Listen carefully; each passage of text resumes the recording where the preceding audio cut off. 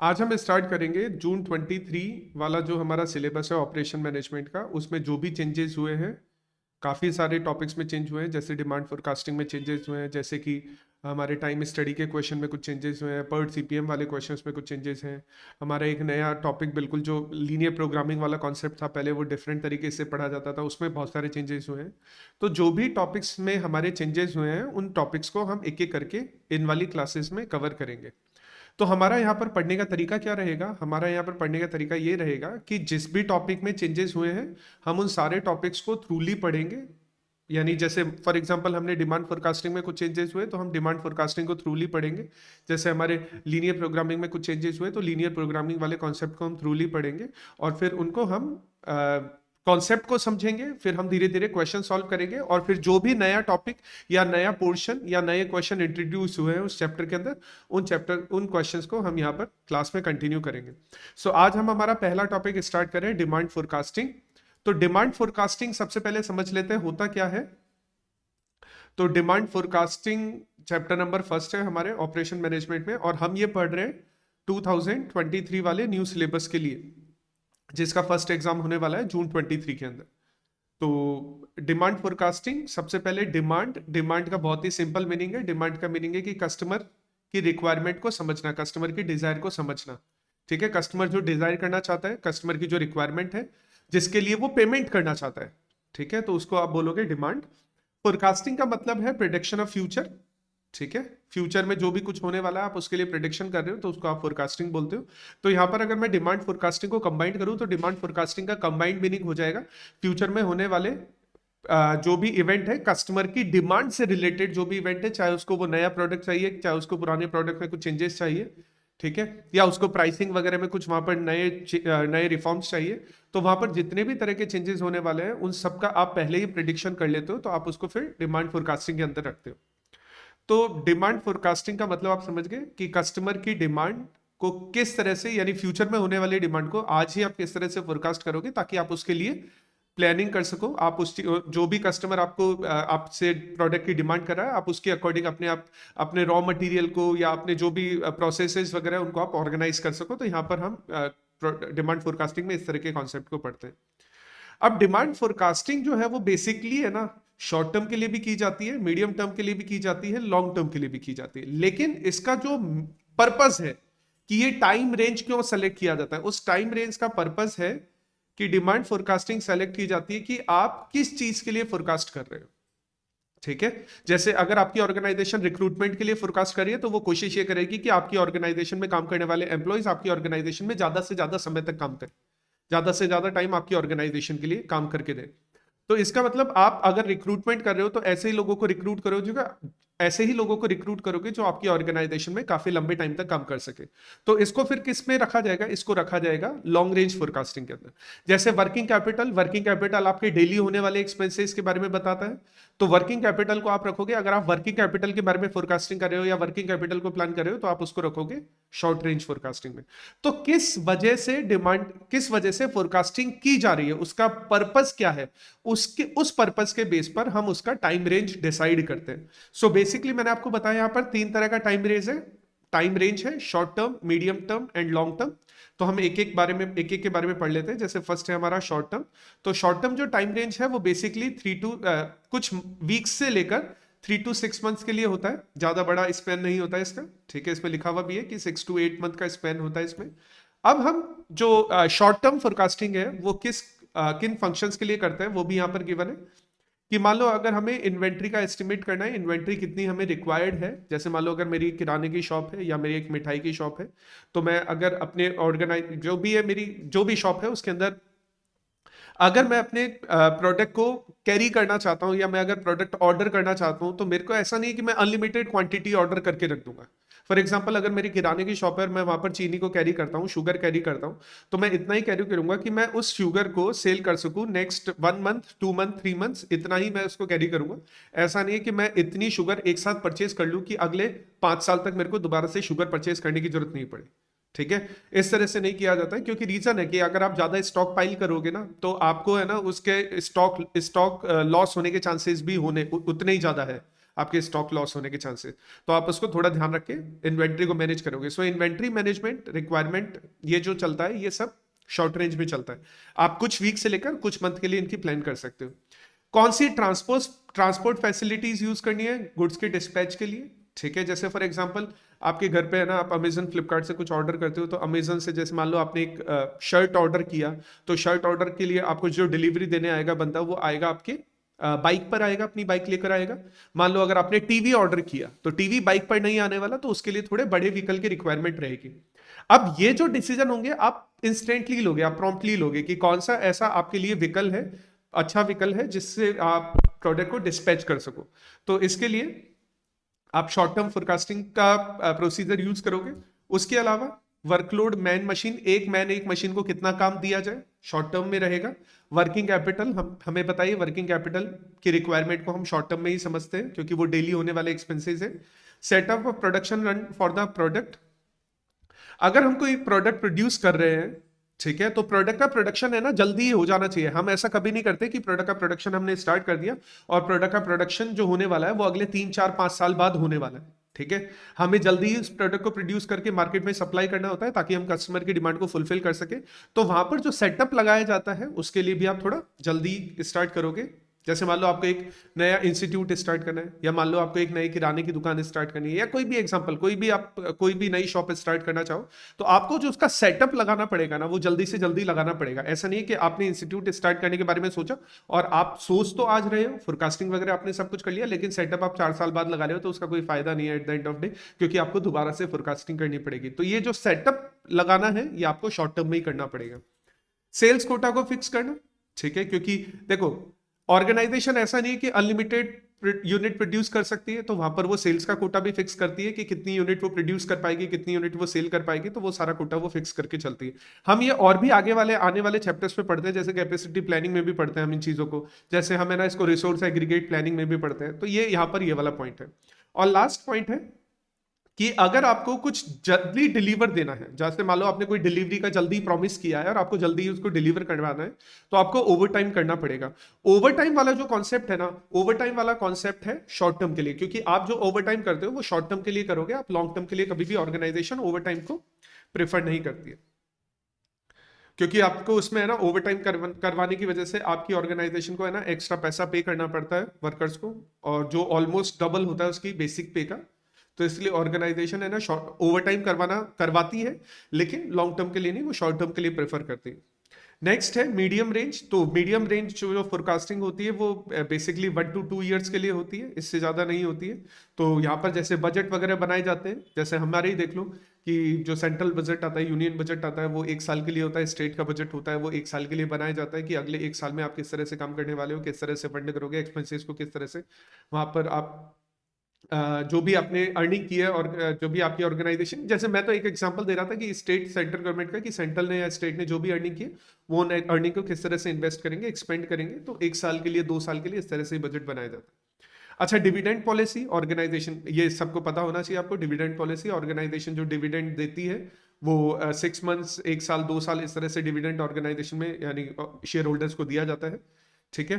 Maintenance वगैरह जो होता है वो भी मीडियम रेंज में आ जाता है। जैसे हम हमारी गाड़ी का मेंटेनेंस करवाते हैं 6 महीने में एक बार, साल में एक बार, इस तरह से मेंटेनेंस चलता है, ठीक है। तो मेंटेनेंस एक्सपेंसेस वगैरह है वो भी मीडियम रेंज के अंदर आते हैं। उसके अलावा कौन से ऑपरेशन शेड्यूल करने हैं, ठीक है, ये भी मीडियम रेंज के अंदर आएगा। और उसके अलावा कैपेसिटी एडजस्टमेंट, क्योंकि देखो क्या होता है कैपेसिटी एडजस्टमेंट का मतलब, समझो कि बहुत सारे प्रोडक्ट ऐसे होते हैं जो सीजनल प्रोडक्ट होते हैं। जब ऑन सीजन आता है तो उनकी डिमांड बढ़ जाती है, लेकिन जब ऑफ सीजन होता है तो उनकी डिमांड, कई बार तो ऐसे प्रोडक्ट भी होते हैं जिनकी डिमांड जीरो हो जाती है। जैसे हीटर एक सीजनल प्रोडक्ट है, तो अभी ऑन सीजन था, सर्दियां थी, तो हीटर की डिमांड थोड़ी बढ़ी हुई थी, लेकिन जैसे सर्दियां खत्म होती जाएगी, गर्मी पड़ेगी, हीटर की डिमांड जीरो होती जाएगी धीरे धीरे करके, ठीक है। तो यहाँ पर अगर कैपेसिटी एडजस्टमेंट किया जाता है तो वो 6 months से 1 साल इस तरह से कैपेसिटी को एडजस्ट किया जाता है। जैसे अपने इंस्टीट्यूशंस में भी ऐसा ही होता है। जैसे सीएमए की अगर हम बात करें तो सीएमए के अंदर दिसंबर में नंबर ऑफ स्टूडेंट ज्यादा होते हैं, जून में नंबर ऑफ स्टूडेंट कम होते हैं। तो दिसंबर में हमें हमारी कैपेसिटी को इंक्रीज करना पड़ता है, नंबर ऑफ क्लासेस बढ़ानी पड़ती है, और जून में नंबर ऑफ क्लासेस को थोड़ा हमें कम करना पड़ता है। तो यहाँ पर कैपेसिटी एडजस्टमेंट किया जा रहा है, लेकिन मीडियम रेंज के लिए किया जा रहा है, फ्यू वीक्स और 1 2 months के लिए नहीं किया जा रहा है, 6 7 months, मे बी 1 year के लिए इस तरह से एडजस्टमेंट किए जाते हैं। और long range forecasting, long range जो फोरकास्टिंग होती है वो 5-10 ईयर्स, फिर 10-15 ईयर्स तक भी हो सकती है, ठीक है, तभी इसको हम लॉन्ग रेंज की कैटेगरी में रखेंगे। तो लॉन्ग रेंज फोरकास्टिंग में क्या किया जाता है, capital expenditure for future development, ठीक है। कैपिटल एक्सपेंडिचर का मतलब ये हो गया कि आपने कोई नई मशीन परचेज की है, तो आप ऐसी मशीन परचेज करना चाहोगे जो आपकी ऑर्गेनाइजेशन में अगले 5-7-10 साल आप यूज कर सको। आपने कोई नया प्लांट परचेज किया, आपने कोई नई फैक्ट्री बनाई है, आपने नए इक्विपमेंट परचेज किए, ठीक है, आप इसी तरह से उनको यूज करना चाहोगे या इसी तरह के इक्विपमेंट चाहोगे कि आप अगले 5-10 साल उनको इजीली यूज कर सको। उसके अलावा कैश फ्लो के बारे में आपने पढ़ा है कि कैश फ्लो का जो है परफॉर्मा तैयार किया जाता है, कैश फ्लो को समझा जाता है, वो एक 2-3-4-5 साल के पीरियड के लिए समझा जाता है, क्योंकि उसमें बहुत सारी चीजें इंक्लूड होती है, असेट्स वगैरह भी वहां पे इंक्लूड होती है। अच्छा, मैंने ये एग्जांपल पहले भी दिया था फ्यूचर मैन पावर रिक्वायरमेंट का, ठीक है। तो आप ऐसी ही मैन पावर को या ऐसे ही लोगों को एम्प्लॉय करना चाहोगे या उनको हायर करना चाहोगे जो आपकी ऑर्गेनाइजेशन में लंबे टाइम के लिए काम कर सके, ठीक है। मटेरियल रिक्वायरमेंट का आप, क्योंकि है ना, देखो मटेरियल रिक्वायरमेंट बेसिकली यहाँ पर इस तरह के प्रोडक्ट आ रहे हैं जिन प्रोडक्ट की डिमांड हमेशा बनी रहती है, जैसे कि आटा एक ऐसा प्रोडक्ट है जिसकी डिमांड हमेशा बनी रहेगी, ठीक है। राइस एक ऐसा प्रोडक्ट है जिसकी डिमांड हमेशा बनी रहेगी। नमक एक ऐसा प्रोडक्ट है। शुगर एक ऐसा प्रोडक्ट है जिसकी डिमांड हमेशा बनी रहेगी। तो ऐसे कोई प्रोडक्ट जिनकी डिमांड आपकी हमेशा बनी रहती है, तो आप क्या करते हो, उन प्रोडक्ट्स के लिए बेसिकली आप मटीरियल रिक्वायरमेंट को लॉन्ग टर्म के लिए प्लान करके चलते हो, ठीक है। और रिसर्च एंड डेवलपमेंट अगर आप कुछ कर रहे हो तो आप उसके लिए लॉन्ग टर्म के बारे में सोचोगे कि ऐसा आप रिसर्च करो, ऐसा डेवलपमेंट करो, ताकि उससे ऐसा फीडबैक मिले, ताकि आपको उससे लॉन्ग रेंज में फायदा हो सके। अच्छा, उसके बाद नेक्स्ट हम पढ़ लेते हैं स्टेप्स इन फोरकास्टिंग। तो फोरकास्टिंग की स्टेप्स, सबसे पहला है कि हम और फोरकास्टिंग करने वाले क्यों हैं, हम ऐसा फोरकास्टिंग करने का रीजन क्या है, हम फोरकास्टिंग करना क्यों चाहते हैं। सबसे पहले उस पॉइंट को समझते हैं कि हम ऑब्जेक्टिव समझते हैं, फोरकास्टिंग करने का हमारा ऑब्जेक्टिव क्या है। एक बार अगर हमें ऑब्जेक्टिव पता लग गया कि हम किस लिए फोरकास्टिंग करें, मैंने ये पहले भी बताया था, क्योंकि फोरकास्टिंग को स्टार्ट करने से पहले ये समझना जरूरी है कि उस फोरकास्टिंग करने का मोटिव क्या है, ठीक है। हमने पहले भी इस बारे में बात की थी। तो यहां पर पहला पॉइंट है फोरकास्टिंग करने का ऑब्जेक्टिव क्या है। दूसरा, एक बार अगर हमें ऑब्जेक्टिव पता लग गया तो हम क्या करेंगे, उसके लिए पीरियड डिसाइड करेंगे। जैसे रिक्रूटमेंट का ऑब्जेक्टिव लॉन्ग टर्म के लिए रहेगा, वही कैपेसिटी एडजस्टमेंट मीडियम टर्म के लिए हो जाएगा, और वही अगर मैं वर्किंग कैपिटल की बात करूंगा तो वो शॉर्ट टर्म के लिए रहेगा। तो हम उसका पीरियड डिसाइड करेंगे। उसके बाद एक बार हमने पीरियड डिसाइड कर लिया, एक बार हमने ऑब्जेक्टिव डिसाइड कर लिया कि फोरकास्टिंग करने का ऑब्जेक्टिव क्या है, दूसरा हमने पीरियड डिसाइड कर लिया। पीरियड डिसाइड एक बार हो चुका है, तो उसके बाद हम स्टार्ट करेंगे मेथड्स। तो फोरकास्टिंग करने के लिए बेसिकली दो मेथड होते हैं, हम आगे पढ़ेंगे उन दोनों मेथड्स के बारे में। क्वालिटेटिव मेथड्स होते हैं, क्वांटिटेटिव मेथड्स होते हैं, हम आगे वाले टॉपिक में पढ़ेंगे। उसके बाद जो भी मेथड हमने सेलेक्ट किया, doesn't matter whether it is qualitative और क्वांटिटेटिव, उसके अकॉर्डिंग हम डेटा को कलेक्ट करना स्टार्ट करेंगे, इंफॉर्मेशन गैदर करेंगे फोरकास्टिंग से रिलेटेड, ठीक है। हम पुराना डेटा उठाएंगे, अगर हमारी ऑर्गेनाइजेशन में कोई पुराना डेटा अवेलेबल है या फिर हमें नए डेटा की रिक्वायरमेंट है, तो हम उसके अकॉर्डिंग नया डेटा जनरेट करने की कोशिश करेंगे, और उसके अकॉर्डिंग हम उसको सॉर्ट आउट, यानी उस डेटा में से चीजें हटाकर सॉर्ट आउट करके हम उसको इन्फॉर्मेशन में कन्वर्ट करने की कोशिश करेंगे। इन्फॉर्मेशन, अच्छा देखो, डेटा हमेशा रॉ फॉर्म में होता है। मैं थोड़ा सा एक लॉजिकली पॉइंट बता देता हूँ सेंस के लिए। डेटा हमेशा रॉ फॉर्मेट में होता है, और उसमें से जो चीजें छांटी जाती है जो हमारे काम में आती है उसको हम बोलते हैं इन्फॉर्मेशन। तो डेटा हमेशा रॉ फॉर्म में मिलने वाला है, और इन्फॉर्मेशन जो हमें मिलने वाली है वो हमेशा शॉर्ट फॉर्म में मिलने वाली है, जो हमारे काम आने वाली है। तो डेटा को हम कलेक्ट करने के बाद उसमें से सॉर्टिंग करके उसमें से इंफॉर्मेशन को हम कलेक्ट करते हैं। एक बार इंफॉर्मेशन कलेक्ट हो जाती है तो हम उसके अकॉर्डिंग, जो भी हमने मेथड डिसाइड किया उसके अकॉर्डिंग हम फोरकास्ट को डेवलप करना स्टार्ट कर देते हैं, ठीक है। तो ये हो गया फोरकास्टिंग फोरकास्टिंग की स्टेप्स।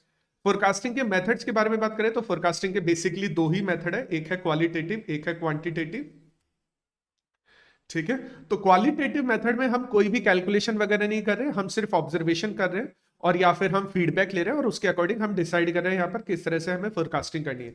तो सबसे पहला है सर्वे ऑफ बायर, पहला तरीका है survey of buyers intention and user expectations method. इस मेथड में हम क्या करते हैं कि जो हमारा बायर है, हमारा कस्टमर है, उसके इंटेंशन को हम जानने की कोशिश करते हैं कि उसका क्या इंटेंशन है, ठीक है। वो किस तरह के प्रोडक्ट चाहता है, वो कितनी क्वांटिटी ऑर्डर करना चाहता है, उसको प्रोडक्ट के अंदर क्या क्या फैसिलिटीज चाहिए, उसको प्रोडक्ट की प्राइस किस तरह की चाहिए, तो हम इस बारे में पहले से डिसाइड करते हैं। तो सबसे पहला है कि हम बायर का इंटेंशन समझते हैं, और उसके अकॉर्डिंग हम प्रोडक्ट को डिसाइड करते हैं कि उसको किस तरह का प्रोडक्ट चाहिए। दूसरा तरीका भी है कि हमारी ऑर्गेनाइजेशन में जो काम करने वाले लोग हैं, ठीक है, कलेक्टिव ओपिनियन और सेल्स फॉर्म्स कंपोजिट मेथड। इसका मतलब पहले मेथड में हमने समझा कि बायर क्या चाहता है, दूसरा मेथड है कि हमारी ऑर्गेनाइजेशन क्या डिलीवर कर सकती है, उसके अकॉर्डिंग में हम देखेंगे।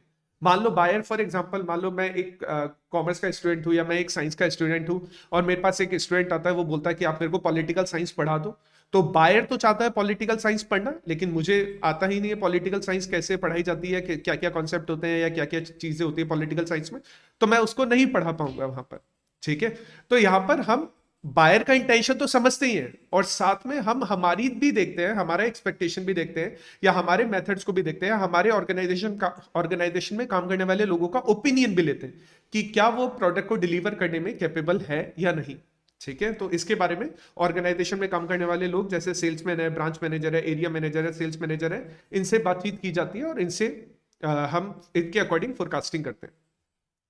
तीसरा तरीका है कि एक्सपर्ट से बातचीत करो, ग्रुप एग्जीक्यूटिव जजमेंट और एग्जीक्यूटिव जजमेंट मेथड। इसमें क्या किया जाता है कि जो ऑर्गेनाइजेशन में टॉप एग्जीक्यूटिव होते हैं, अच्छा एक्सपर्ट ओपिनियन नेक्स्ट वाला है, तो ये ऑर्गेनाइजेशन में जो टॉप एक्सपर्ट ओपिनियन, मैं नेक्स्ट वाला पॉइंट के बारे में थोड़ा पहले समझ गया था।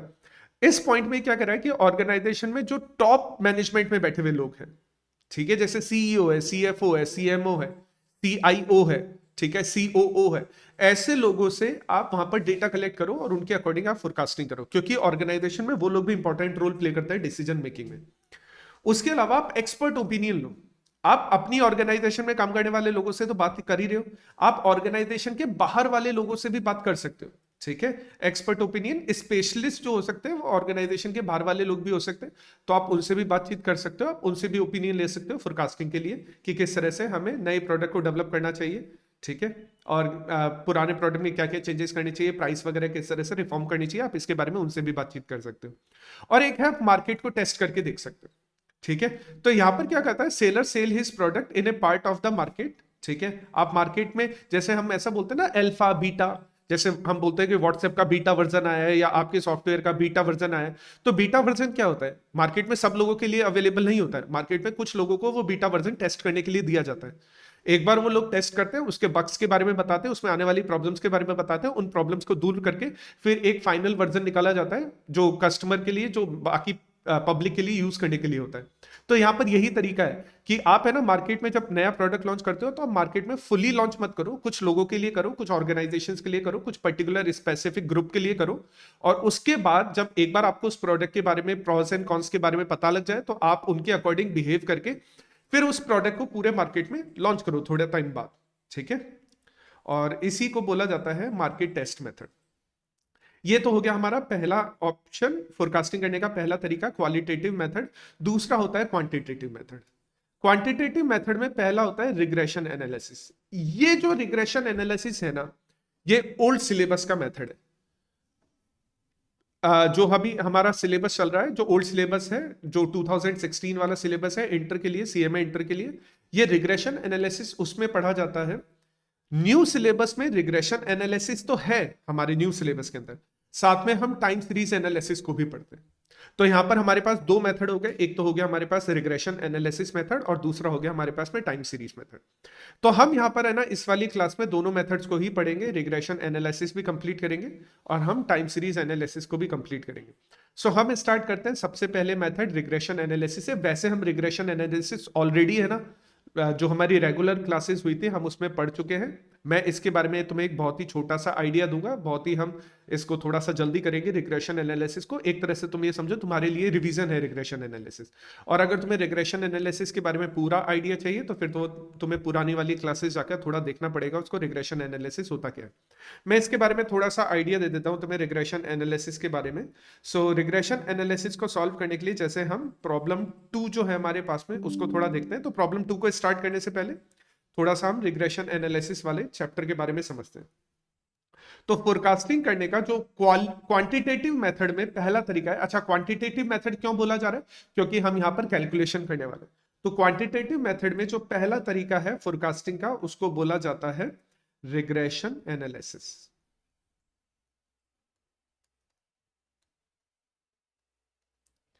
अच्छा, ये रिग्रेशन एनालिसिस वही है जो हम ऑलरेडी फाउंडेशन में या बीकॉम में पढ़ के आए हैं, कोरिलेशन रिग्रेशन वाला, वही रिग्रेशन एनालिसिस है सेम।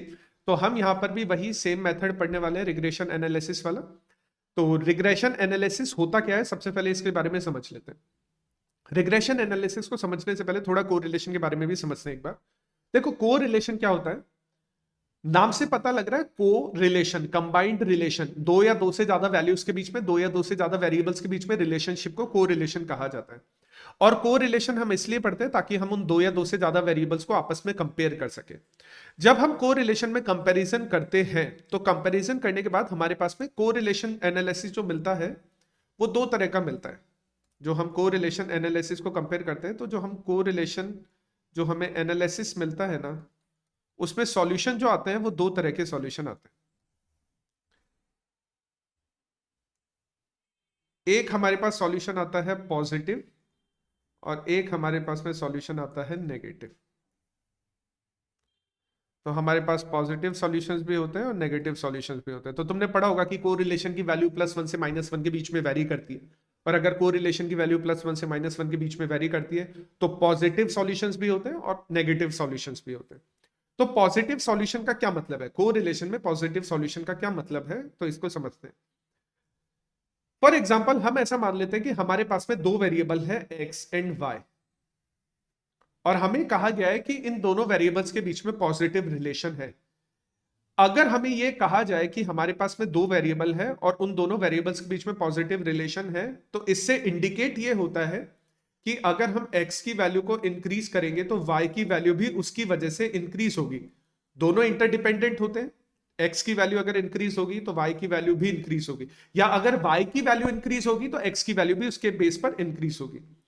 अच्छा, दूसरा इसमें क्या होता है पॉजिटिव एनालिसिस में, पॉजिटिव कोरिलेशन में, कि अगर हम x की वैल्यू को डिक्रीज करते हैं तो हमारी जो y की वैल्यू है ना वो भी डिक्रीज हो जाएगी। तो हम ऐसे एनालिसिस को, फिर ऐसे कोरिलेशन को हम क्या बोलते हैं, ऐसे कोरिलेशन को हम पॉजिटिव कोरिलेशन बोलते हैं। मैं तुम्हें इसमें एग्जांपल समझा देता हूं। जैसे कि इनकम एंड डिमांड।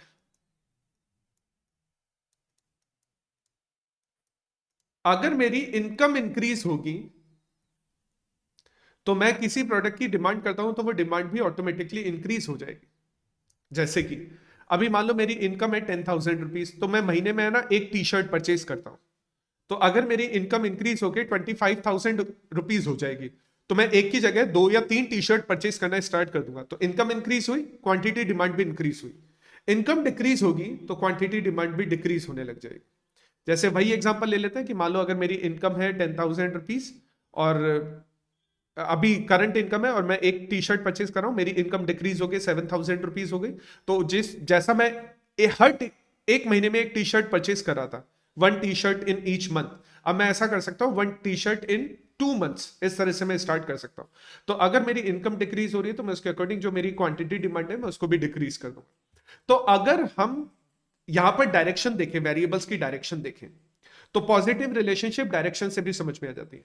अगर दोनों ही वेरिएबल सेम डायरेक्शन में मूव कर रहे हैं, एक्स इंक्रीज हुआ वाई इंक्रीज हुआ, एक्स डिक्रीज हुआ वाई डिक्रीज हुआ, अगर दोनों ही वेरिएबल सेम डायरेक्शन में मूव कर रहे हैं, अगर दोनों ही वेरिएबल का जो मूवमेंट है वो सेम डायरेक्शन में है, तो ऐसे रिलेशनशिप को कहा जाता है फिर पॉजिटिव रिलेशन। ठीक है। अच्छा, अब ये तो हो गया पॉजिटिव, अब हम बात कर लेते हैं नेगेटिव की। तो नेगेटिव क्या होता है, नेगेटिव को समझने के लिए, नेगेटिव पॉजिटिव का बिल्कुल अपोजिट। हमारे पास वही एग्जांपल ले लेते हैं। हमारे पास में दो वेरिएबल्स है एक्स एंड वाई, और हमें यह कहा गया है कि एक्स और वाई के बीच में जो रिलेशनशिप है वो नेगेटिव रिलेशनशिप है। अब हम इसको कैसे समझेंगे, अगर एक्स की वैल्यू इंक्रीज होगी नेगेटिव रिलेशनशिप में, अगर हम एक्स की वैल्यू को इंक्रीज करते हैं तो वाई की वैल्यू क्या हो जाएगी, डिक्रीज हो जाएगी। या अगर x की वैल्यू डिक्रीज होगी तो y की वैल्यू इंक्रीज हो जाएगी, और वाइस वर्सा, क्योंकि इंटरडिपेंडेंट होता है कोरिलेशन। तो x की वैल्यू डिक्रीज होने पर y की वैल्यू इंक्रीज होगी, और x की वैल्यू इंक्रीज होने पर y की वैल्यू डिक्रीज होगी। यानी दोनों ही वेरिएबल्स अपोजिट डायरेक्शन में मूव कर रहे हैं। अगर दोनों ही वेरिएबल अपोजिट डायरेक्शन में मूव करेंगे तो हम फिर क्या कहेंगे, ऐसे रिलेशनशिप को नेगेटिव रिलेशनशिप बोलेंगे। जैसे मैं यहां पे एक एग्जांपल लिख देता हूं। फॉर एग्जांपल टेम्परेचर और सेल ऑफ हीटर।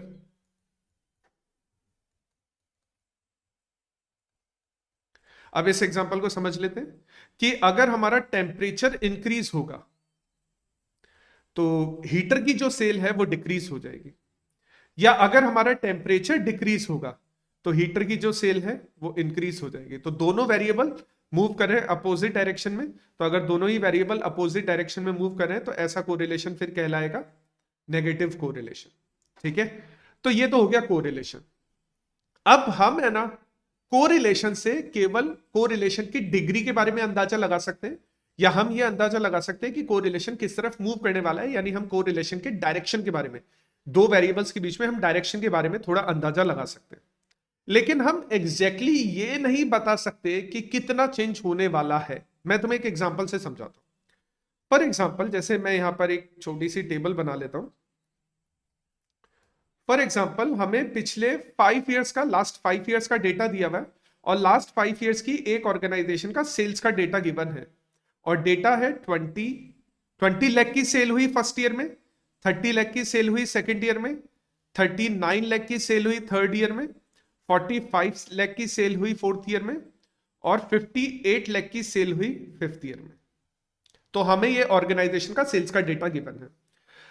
अब लास्ट 5 इयर्स का गिवन है, हमें कहा जाता है कि नेक्स्ट ईयर इसी ट्रेंड को देखकर ये बताओ कि नेक्स्ट ईयर की सेल इंक्रीज होने वाली है या डिक्रीज होने वाली है। तो तुम यहां पर ट्रेंड देखोगे कि हर साल हमारी जो ऑर्गेनाइजेशन की सेल है ना वो इंक्रीज होती हुई जा रही है। तो नेक्स्ट ईयर यानी जो हमारा 6th ईयर होने वाला है ना, उसमें भी हमारी सेल क्या होने वाली है, उसमें भी हमारी सेल इंक्रीज होने वाली है। That is correlation. इंक्रीज होके कितनी हो जाएगी उसके लिए हम सॉल्व करते हैं रिग्रेशन एनालिसिस। तो कोरिलेशन हमारे को क्या बताता है, कोरिलेशन हमें बताता है सिर्फ डायरेक्शन और डिग्री भी बोल सकते हैं हम इसको। रिग्रेशन हमें क्या बताता है, उस डायरेक्शन की क्या वैल्यू आने वाली है, वो डायरेक्शन इंक्रीज होगी डिक्रीज होगी और उसकी कितनी वैल्यू आएगी उसका हमें पता लगेगा रिग्रेशन से। कि भाई इंक्रीज होके 65 लाख हो जाएगी, इंक्रीज होके 70 लाख हो जाएगी, तो उसका पता लगाने के लिए हम रिग्रेशन एनालिसिस को पढ़ते हैं। तो कोरिलेशन रिग्रेशन में यही सिमिलरिटीज है कि कोरिलेशन हमें डायरेक्शन के बारे में बताता है, रिग्रेशन हमें डायरेक्शन के बारे में तो बताता ही बताता है, साथ में रिग्रेशन हमें उसकी वैल्यू भी निकाल कर देता है, उसकी वैल्यू के बारे में भी हमें बताता है कि उसकी वैल्यू कितनी होने वाली। तो ठीक है, हम स्टार्ट करते हैं। हमारा फर्स्ट मेथड मैंने तुम्हें स्टार्ट करवाया था अभी, तो हम स्टार्ट कर रहे हैं फिर रिग्रेशन एनालिसिस। अब रिग्रेशन एनालिसिस करने के तरीके बहुत सारे होते हैं। जैसे तुम लोगों ने है ना फाउंडेशन में भी पढ़ा होगा, या तुम लोगों ने है ना जो तुम्हारा बीकॉम है उसमें भी पढ़ा होगा, रिग्रेशन एनालिसिस करने के बहुत सारे तरीके होते हैं। जैसे एक तरीके का नाम है कार्ल पियर्सन रिग्रेशन एनालिसिस, जिसमें तुम करते हो x minus X bar is equal to B X Y, Y minus Y bar, या फिर तुम करते हो y minus Y bar is equal to B Y X, X minus X bar. एक बनाया जाता है x ऑन y वाली इक्वेशन के लिए, एक बनाया जाता है y ऑन x वाली इक्वेशन के लिए। और एक और तरीका भी होता है, एक तो कार्ल पियर्सन मैंने तुम्हें तरीका बताया, एक और तरीका भी होता है जिसका नाम होता है लीस्ट स्क्वायर मेथड। तो हम यहां पर है ना, वैसे तो दोनों ही तरीकों से क्वेश्चन को सॉल्व कर सकते हैं, लेकिन हम अपने कन्वीनियंस के लिए यहां पर रिग्रेशन एनालिसिस का लीस्ट स्क्वायर मेथड यूज करेंगे।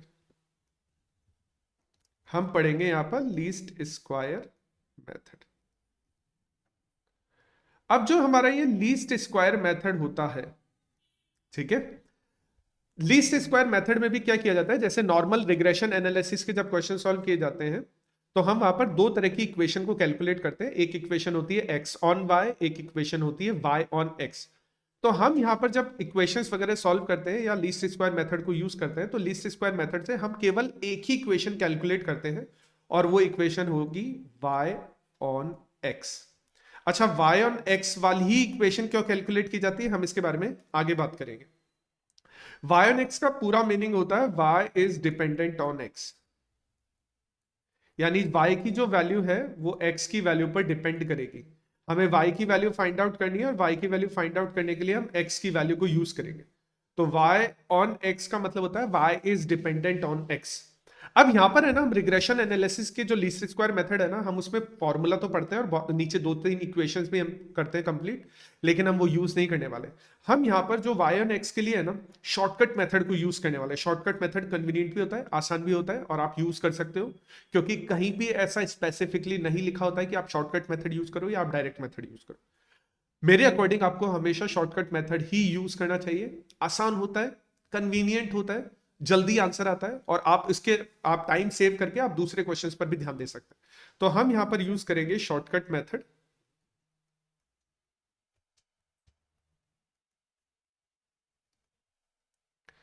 और इस शॉर्टकट मेथड में हम दो वैल्यूज कैलकुलेट करते हैं।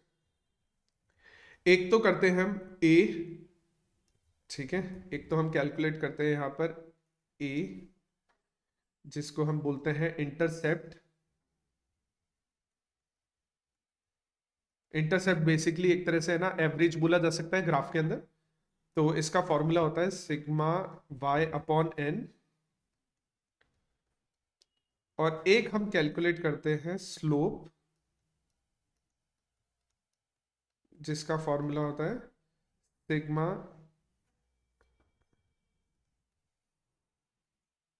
Sigma X square.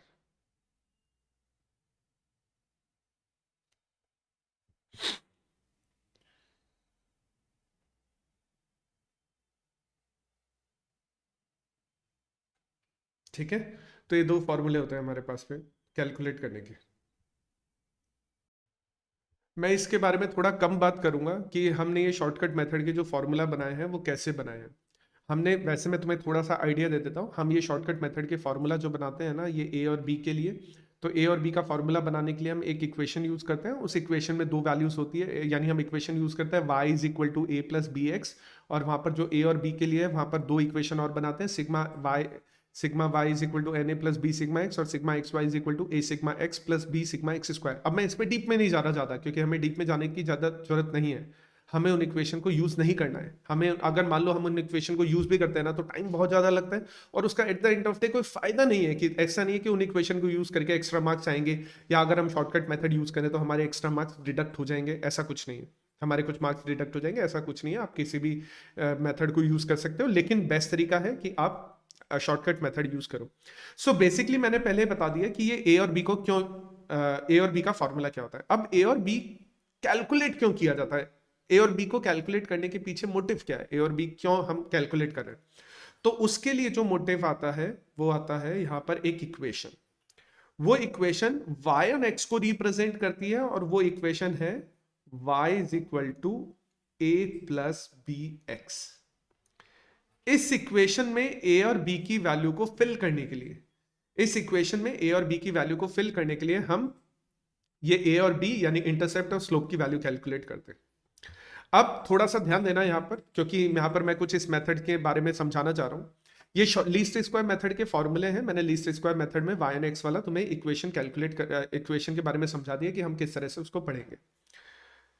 यहां पर है ना, देखो ध्यान से समझना, ये जो इक्वेशन है y is equal to A plus B X, अगर तुम इस इक्वेशन का फॉर्म देखोगे, ये इक्वेशन किस फॉर्म में लिखी हुई है, तो अगर तुम इस इक्वेशन का फॉर्म देखोगे तो तुम्हें पता लगेगा कि इस इक्वेशन का जो फॉर्म है ना, वो एक लीनियर इक्वेशन के फॉर्म की तरह है।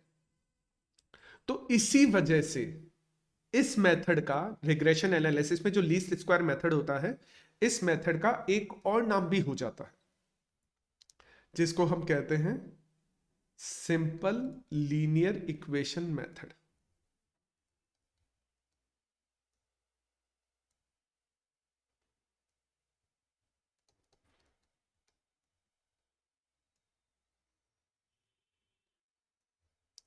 अच्छा, इसको सिंपल लीनियर इक्वेशन मेथड बोला जाता है। एक और चीज बता देता हूं, लीनियर इक्वेशन से अगर हम कर्व बनाते हैं, ध्यान रखना हमेशा, ये पॉइंट याद रखना, क्योंकि मैं तुम्हें अभी कर्व भी दिखा सकता हूं। लेकिन अगर हम लीनियर इक्वेशन से कर्व बनाते हैं ना, तो लीनियर इक्वेशन से जो कर्व बनते हैं हमेशा स्ट्रेट लाइन बनते हैं। इसीलिए इस मेथड का एक और नाम भी हो जाता है, और इसको कहा जाता है स्ट्रेट लाइन मेथड। इस इक्वेशन का, इस मेथड का एक और नाम भी हो जाता है STRAI, स्ट्रेट लाइन मेथड। मैं एक बार तुम्हें दिखा देता हूं तुम लोगों को कि स्ट्रेट लाइन क्यों बोल रहे हैं हम इसको, थोड़ा सा इसको भी देख लो।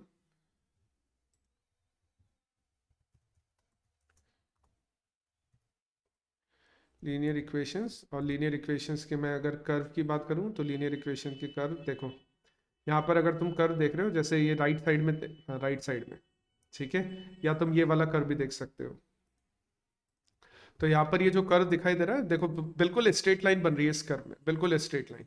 ठीक है, कोई भी कर्व देख लो, फॉर एग्जांपल अगर तुम ये वाला कर्व भी देखते हो, ठीक है, इस कर्व में भी एकदम स्ट्रेट लाइन बन रही है। और भी कोई कर्व तुम चेक करना चाहो तो तुम चेक कर सकते हो। तो लीनियर इक्वेशन में जो कर्व बनता है ना, तो लीनियर इक्वेशन का जो कर्व होता है स्ट्रेट लाइन कर्व होता है, इसलिए इसको स्ट्रेट लाइन मेथड बोला जाता है। एक और, जो ये स्ट्रेट लाइन होती है ना, इस स्ट्रेट लाइन का भी एक स्पेसिफिक नाम है। ठीक है, जैसे हम कर्व बनाते हैं, पैराबोला कर्व होता है, हाइपरबोला कर्व होता है, ठीक है, जिगजैग टाइप में कर्व होता है। जैसे हम एस शेप का जो कर्व बनाते हैं हम उसको ऑजाइव बोलते हैं। ठीक है, फ्रीक्वेंसी पॉलीगन बनता है हिस्टोग्राम से, फ्रीक्वेंसी कर्व बनता है हिस्टोग्राम से। ऐसे ही स्ट्रेट लाइन का भी एक स्पेसिफिक नाम होता है स्ट्रेट लाइन वाले कर्व का। इसको एक और नाम से प्रोनाउंस किया जाता है और वो बोला जाता है लाइन ऑफ बेस्ट फिट। तो इसी मेथड का एक और नाम भी हो जाता है line of best fit method. तो ये रिग्रेशन एनालिसिस वाला जो मेथड है ना, इसको अलग अलग नाम से प्रोनाउंस किया जाता है। मैंने तुम्हें यहां पर बता दिया, सारे रीजन बता दिया ऐसा क्यों। लीस्ट स्क्वायर मेथड, इसको लीनियर इक्वेशन मेथड इसलिए बोला जा रहा है क्योंकि यहां पर एक मेन लीनियर इक्वेशन यूज की जाती है। ये हमारी मेन इक्वेशन है। ठीक है, ये हमारी मेन इक्वेशन है जिसके लिए हम ए और बी की वैल्यू को कैलकुलेट करते हैं। तो इसीलिए इस एक मेथड को सिंपल लीनियर इक्वेशन मेथड बोला जाता है। लीनियर इक्वेशन से जो कर्व बनता है वो स्ट्रेट लाइन बनता है। ठीक है, और स्ट्रेट लाइन में जो कर्व आ रहा है, स्ट्रेट लाइन वाला कर्व आ रहा है, उसको बोला जाता है लाइन ऑफ बेस्ट फिट। इसलिए इस मेथड का एक और नाम भी हो जाता है line of best fit method. अब देख, फॉर एग्जांपल तुम्हारे है ना, और एग्जाम में क्वेश्चन आता है फोरकास्टिंग का, तो जरूरी नहीं है कि सिर्फ रिग्रेशन एनालिसिस दे। हो सकता है रिग्रेशन एनालिसिस नहीं लिखा हो, तो वहां पर हो सकता है कि लीस्ट स्क्वायर मेथड लिखा हो कि calculate the trend based on least square method, या फिर ऐसा लिखा हो कि calculate the trend based on linear equation method, या ऐसा लिखा हो calculate the trend based on line of best fit method, या लिखा हो calculation the trend based on straight line method. सबका एक ही मीनिंग है, डिफरेंट डिफरेंट नहीं है, सबका सेम मीनिंग है। सेम तरह से क्वेश्चन को सॉल्व होने वाला है, सेम तरह से यानी क्वेश्चन सॉल्व करेंगे हम, और सेम ही तरह के उसके सॉल्यूशन आने वाला है, कोई डिफरेंस नहीं है इनमें। तो तुम ये चीज ध्यान रखना, इस मीनिंग्स इनके कोई फर्क नहीं पड़ता इनका नाम क्या लिखा हुआ है वहां पर। ठीक है, तो हम स्टार्ट करते हैं यहाँ पर straight line method, regression analysis method. हम एक दो क्वेश्चन सॉल्व करेंगे इसके, बाकी एक दो क्वेश्चन जो बाकी लास्ट में रह जाए उसके तुम एग्जांपल्स वगैरह देख लेना, यानी तुम खुद उनको ट्राई कर लेना। तो जैसे हम क्वेश्चन नंबर 2 जो हमारे मॉड्यूल में है, मॉड्यूल में भी ये क्वेश्चन नंबर 2 है, तुम्हारे मॉड्यूल में भी मिलेगा। लेकिन मैं जब पढ़ाता हूँ या जब मैं क्लास वगैरह लेता हूँ तो मैं मॉड्यूल वाले क्वेश्चंस को एक एक करके कॉपी नहीं करता, मैंने अपने नोट्स तैयार कर रखे। तो मैं उन्हीं नोट्स में से क्वेश्चंस को कॉपी करता हूँ और उन क्वेश्चंस को हम यहाँ पर सॉल्व करेंगे। जैसे फॉर एग्जांपल ये क्वेश्चन है तुम्हारे मॉड्यूल में भी, ये question, with the help of following data project the trend of sales for the next 5 years. हमें ट्रेंड दिया हुआ है नेक्स्ट, अच्छा हमें कैलकुलेट करना है 5 ईयर्स का, और हमें ऑलरेडी 6 ईयर्स का डेटा गिवन है। अच्छा, हमें ये कहीं नहीं कह रहा है कि कौन सा मेथड यूज करना है, कि हमें स्ट्रेट लाइन यूज करना है, line of best fit use करना है, कौन सा मेथड यूज करना है कहीं नहीं लिखा हुआ।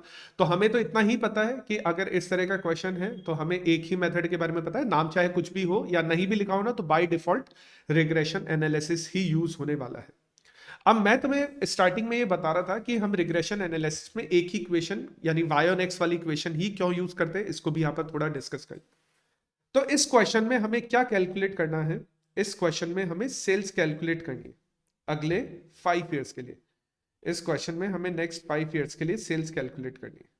ठीक है, तो हमें सिर्फ एक ही डेटा कैलकुलेट करना है, हमें केवल एक ही वेरिएबल चाहिए सेल्स, यानी हमें सिर्फ इसको कैलकुलेट करना है, हमें अगले 5 ईयर्स कैलकुलेट नहीं करने, क्योंकि अगले 5 ईयर्स क्या होंगे, 22, 23, 24, 25, 26, तो वो होंगे। तो हमें अगले ईयर्स कैलकुलेट नहीं करने, तो हमें एक ही वेरिएबल की कैलकुलेशन की रिक्वायरमेंट होती है हमेशा, इसीलिए हम एक ही इक्वेशन को यूज करते हैं। तो जो भी हमें कैलकुलेट करना होता है, ध्यान रखना, हम यूज करने वाले हैं y on x। ठीक है, तो इसका मतलब है y हमें कैलकुलेट करना है और x हमें गिवन होगा। तो जो भी वेरिएबल कैलकुलेट करना है वो है y, और जो भी वेरिएबल गिवन है वो है x। सेल्स हमें कैलकुलेट करनी है तो सेल्स वुड बी और y, और ईयर जो हमारे लिए हो जाएगा वो x हो जाएगा। तो मैं है ना इस डेटा को एक बार यहाँ पर कॉपी कर लेता हूँ, मैं इसको एक बार इरेज कर देता हूँ, तुम ये नोट डाउन कर लेना कि कैलकुलेट किसको करना होता है और जो हमें गिवन होता है हम उसको क्या बोलते हैं। तो जो भी क्वेश्चन में हमें कैलकुलेट करना होगा दैट वुड बी y, और जो हमें गिवन होगा that would be our x। सो यहां पर एक बार टेबल बना लेते हैं छोटी सी।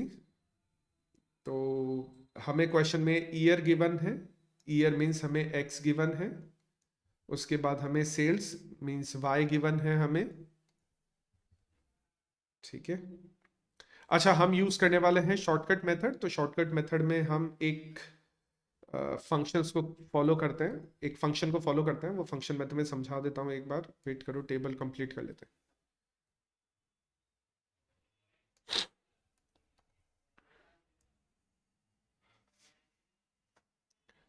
ठीक है, तो देखो हमारे पास दो वेरिएबल थे, एक हो गया वेरिएबल हमारा x, एक वेरिएबल हो गया हमारा y। तो x वेरिएबल की जो वैल्यूज है वो है 2016, 17, 18, 19, 20 और 21, और y है वो है 100, 110, 115, 120, 135, 140, ये हमारे पास में y गिवन है। ठीक है, ये वाला डेटा तो ऑलरेडी हमें क्वेश्चन में गिवन है। अब देखो यहाँ पर एक इंपॉर्टेंट पॉइंट है, और ये है ना सबसे, ऐसा मान लो फोरकास्टिंग में सबसे इंपॉर्टेंट पॉइंट है, ये तुम्हें याद रखना है। इस पॉइंट के बिना अगर तुम क्वेश्चन को सॉल्व करोगे, इस पॉइंट को याद रखे बिना, तो तुम्हारा क्वेश्चन डेफिनेटली गलत होने वाला है। कैसे करोगे? ध्यान से समझना, ध्यान से समझना, गलती मत करना। पॉइंट है कि अगर हम शॉर्टकट मेथड यूज करना चाहते हैं, जो हम करने वाले हैं, क्योंकि मैंने तुम्हें बताया शॉर्टकट मेथड कन्वीनियंट होता है, तो अगर हम शॉर्टकट मेथड यूज करना चाहते हैं तो हमें एक पॉइंट को ध्यान रखना पड़ेगा, और पॉइंट यह है कि शॉर्टकट मेथड को यूज करने के लिए हमें हमेशा न्यू एक्स कैलकुलेट करना पड़ेगा। शॉर्टकट मेथड को यूज करने के लिए हमें हमेशा न्यू एक्स कैलकुलेट करना पड़ेगा। क्यों हम न्यू एक्स को कैलकुलेट कर रहे हैं? पहले बात तो हम शॉर्टकट मेथड को यूज क्यों कर रहे हैं? शॉर्टकट मेथड को यूज करने के पीछे रीजन है कि जो हमारी एक्स की यहाँ पर वैल्यूज है ना 2016, 17, 18, ये बड़े नंबर्स है। जब हम इनका स्क्वायर करेंगे, जब हम इनको y से मल्टीप्लाई करेंगे, तो और भी बड़े नंबर आना स्टार्ट हो जाएंगे। और मैं नहीं चाहता कि हमारे पास बड़े बड़े नंबर्स हो और उनकी कैलकुलेशन भी लेंदी हो, तो इस कैलकुलेशन को मुझे कम करना है, तो मेरे को शॉर्टकट मेथड यूज करना है। और शॉर्टकट मेथड को यूज करने का बेस्ट तरीका है कि हम न्यू एक्स कैलकुलेट करें। और न्यू एक्स कैलकुलेट करने के लिए हम स्पेसिफिकली, ध्यान रखना, न्यू एक्स कैलकुलेट करने के लिए हम स्पेसिफिकली ओल्ड एक्स, तो ओल्ड एक्स को मैं सिर्फ एक्स बोल देता हूं, में से एक्स बार माइनस कर देते हैं। ओल्ड एक्स जो है 2016, 2017, 2018, 2019, 2020, 2021, ये हमारा ओल्ड एक्स है। इसमें से हम एक्स बार का मतलब होता है एवरेज, हम एवरेज माइनस करते हैं। हमेशा ध्यान रखना, ये ही करना है, इसके अलावा तुम्हें कुछ नहीं करना है। अगर कभी भी तुम्हें न्यू एक्स कैलकुलेट करना है, और न्यू एक्स कैलकुलेट हम इसलिए करें ताकि हम हमारे शॉर्टकट मेथड को यूज कर सके, तो अगर हमें शॉर्टकट मेथड यूज करना है तो उसके लिए हमें न्यू एक्स कैलकुलेट करना पड़ेगा। और न्यू एक्स कैलकुलेट करने का हमेशा जो तरीका तुम फॉलो करोगे वो एक्स माइनस एक्स बार करोगे। डजेंट मैटर कि वहां पर पॉइंट में आ रहा है एक्स बार, या वहां पर एक्स बार जो आ रहा है वो होल नंबर आ रहा है। एक्स बार की जो वैल्यू आ रही है वो डेसिमल में आ रही है, या एक्स बार की जो वैल्यू आ रही है वो होल में आ रही है, उससे कोई फर्क नहीं पड़ता। तुम हमेशा एक्स माइनस एक्स बार ही करोगे, उसको राउंड ऑफ नहीं करोगे। ध्यान रखना इस चीज को, बहुत इंपॉर्टेंट पॉइंट है। जैसे इस क्वेश्चन में अगर मैं एक्स बार कैलकुलेट करना चाहूं, तो इस क्वेश्चन में एक्स बार को कैलकुलेट करने के लिए देखो क्या है मेरे पास, 2016 जो एक्स की वैल्यू से मैं यहां पर लिख रहा हूं, plus 2017, plus 2018, plus 2019, plus 2020, plus 2021, ये एक्स की वैल्यूज का टोटल हो गया। क्योंकि एक्स बार कैलकुलेट करने का तरीका होता है टोटल डिवाइडेड बाय नंबर। तो एक्स की वैल्यूज का हमने टोटल कर लिया, तो 12,111 आ गया। Divide by number of items, कितने नंबर ऑफ आइटम्स है 6, तो अगर मैं इसको 6 से डिवाइड कर दूंगा तो X bar would be 2018.5। X bar जो हमारा आने वाला है वो 2018.5 आने वाला है। तो हम यहाँ पर x बार की वैल्यू को कैलकुलेट कर सकते हैं। बहुत आसान तरीका है x बार को कैलकुलेट करना। x का टोटल करो और नंबर ऑफ पीरियड से डिवाइड कर दो। तो यहाँ पर x बार आया है 2018.5। तो अगर हम फर्स्ट वैल्यू में से x बार माइनस करते हैं तो फर्स्ट वैल्यू यहां पर है 2016। अगर हम 2016 में से 2018.5, यहां पर जो x बार आया है ना वो आया है 2018.5। तो इसको है ना 2018.5 ही कंटिन्यू करेंगे अपन। तो अगर हम यहां पर फर्स्ट वाली वैल्यू में से 2018.5 माइनस करते हैं तो ये दिस वुड बी, फर्स्ट वाली वैल्यू जो हो जाएगी वो हो जाएगी माइनस का 2.5, माइनस का 1.5 नेक्स्ट वैल्यू होगी, माइनस का 0.5 नेक्स्ट वैल्यू होगी, 0.5 नेक्स्ट होगा, 1.5 नेक्स्ट होगा एंड 2.5 नेक्स्ट होगा। और इंपॉर्टेंट पॉइंट यहां पर तुम्हें हमेशा याद रखना है कि जब भी तुम x माइनस एक्स बार करोगे तो उसका जो टोटल आने वाला है ना वो हमेशा 0 आने वाला है। ध्यान रखना, अगर 0 के अलावा कोई भी नंबर आ रहा है इसका टोटल तो इसका मतलब तुम गलत कर रहे हो। या तो तुमने x बार की वैल्यू गलत मानी है जो तुमने गलत कैलकुलेट किए, या फिर तुमने x माइनस एक्स बार करते टाइम कहीं पर गलती की है। ऐसा हो ही नहीं सकता कि इसका आंसर पॉजिटिव आ जाए नेगेटिव आ जाए। इसका आंसर हमेशा 0 होता है, क्योंकि तुमने एक कॉन्सेप्ट पढ़ा होगा कि अगर हम डेविएशन एक्चुअल मीन से कैलकुलेट करते हैं तो एक्चुअल मीन से किए हुए डेविएशन का टोटल हमेशा 0 होता है। तो इसलिए यहाँ पर ये जो टोटल है वो हमेशा 0 आने वाला है। अच्छा, इसके बाद हमें क्या कैलकुलेट करनी है वो डिपेंड करेगा हमारे मेथड पर। तो हमारे मेथड में हम दो चीजें कैलकुलेट करते हैं। एक तो हम कैलकुलेट करते हैं वहां पर a, तो a का जो फॉर्मूला होता है वो होता है सिग्मा y अपॉन n, और सेकंड हम कैलकुलेट करते हैं b, तो b का जो फॉर्मूला होता है वो होता है sigma X Y divided by sigma X square. तो हमें यहां पर दो चीजें और भी कैलकुलेट करनी है। एक तो हमें एक्स स्क्वायर का टोटल चाहिए और फिर हमें एक्स वाई का टोटल चाहिए। तो अगर हम यहां पर एक्स स्क्वायर का टोटल करते हैं तो अब एक्स स्क्वायर के लिए है ना हम हमेशा न्यू एक्स को ही यूज करेंगे, और एक्स वाई की कैलकुलेशन में भी हम न्यू एक्स को यूज करेंगे। जो हमारा ओल्ड एक्स है ना अब उसको इग्नोर करेंगे। तो अगर हम एक्स स्क्वायर करते हैं तो 2.5 का स्क्वायर होता है 6.25, 1.5 का स्क्वायर होता है 2.25, 0.5 का स्क्वायर होता है 0.25। इस 0.25 का अच्छा स्क्वायर करें ना तो स्क्वायर हमेशा पॉजिटिव आने वाला है, नेगेटिव कभी भी नहीं आने वाला, ध्यान रखना ये 2.25 और लास्ट वुड बी 6.25। और एक और हमें कैलकुलेशन करनी है एक्स वाई, क्योंकि हमें एक्स वाई का भी टोटल चाहिए फॉर्मूले के अकॉर्डिंग। तो एक्स वाई का टोटल करने के लिए हम ये रहा वाई हमारे पास में, मैं हाईलाइट कर रहा हूं, देखो ये रहा हमारा वाई और new x would be our x. तो हम इन दोनों को मल्टीप्लाई कर लेंगे। तो अगर हम इन दोनों को मल्टीप्लाई करेंगे तो ये हो जाएगा, फर्स्ट वाली वैल्यू वुड बी, देखो मैं करके देख लेता हूँ, वैसे तो है ना आसान है वैसे तो फर्स्ट वाली वैल्यू फिर भी है ना, एक बार क्या है कि हम रिकॉर्ड कर रहे हैं इसको और कैलकुलेशन में कोई मिस्टेक नहीं हो जाए, इसलिए मैं इसको कैलकुलेटर पर करके देख रहा हूँ। तो दिस वुड बी 250, ये 165 होना चाहिए, 110 इंटू 1.5 करेक्ट है, दिस वुड बी 165। ये 62.5 होना चाहिए, 57.5। अच्छा मैं थोड़ा 10 ज़्यादा ले रहा था इसमें, 57.5 ये हो रहा है। अच्छा एक्स वाई की स्टार्टिंग वाली तीनों वैल्यू माइनस में आने वाली है, क्योंकि न्यू एक्स की जो वैल्यूज है वो माइनस में, ध्यान रखना है इसको। फिर 120 इंटू 0.5 करेंगे तो ये तो 60 हो गया, 135 इंटू 1.5 ये हो गया 202.5, और लास्ट हो गया 280 और 70, 350, 140 इंटू 2.5 350। अब देखो हमें जिसका भी टोटल करना है एक बार हम टोटल करके देख लेते हैं, मुझे इसका इसका और इसका टोटल चाहिए। तो y का टोटल देख लेते हैं पहले, 100 plus 110 plus 105 15 plus 120 plus 135 plus 140, 720 तो इसका टोटल हो रहा है। एक्स स्क्वायर का अगर हम टोटल करें तो 6 7 8 16 17 6 7 8 16 17 17.5 ये हो रहा है। और एक्स वाई का अगर हम टोटल करें तो 350 प्लस 202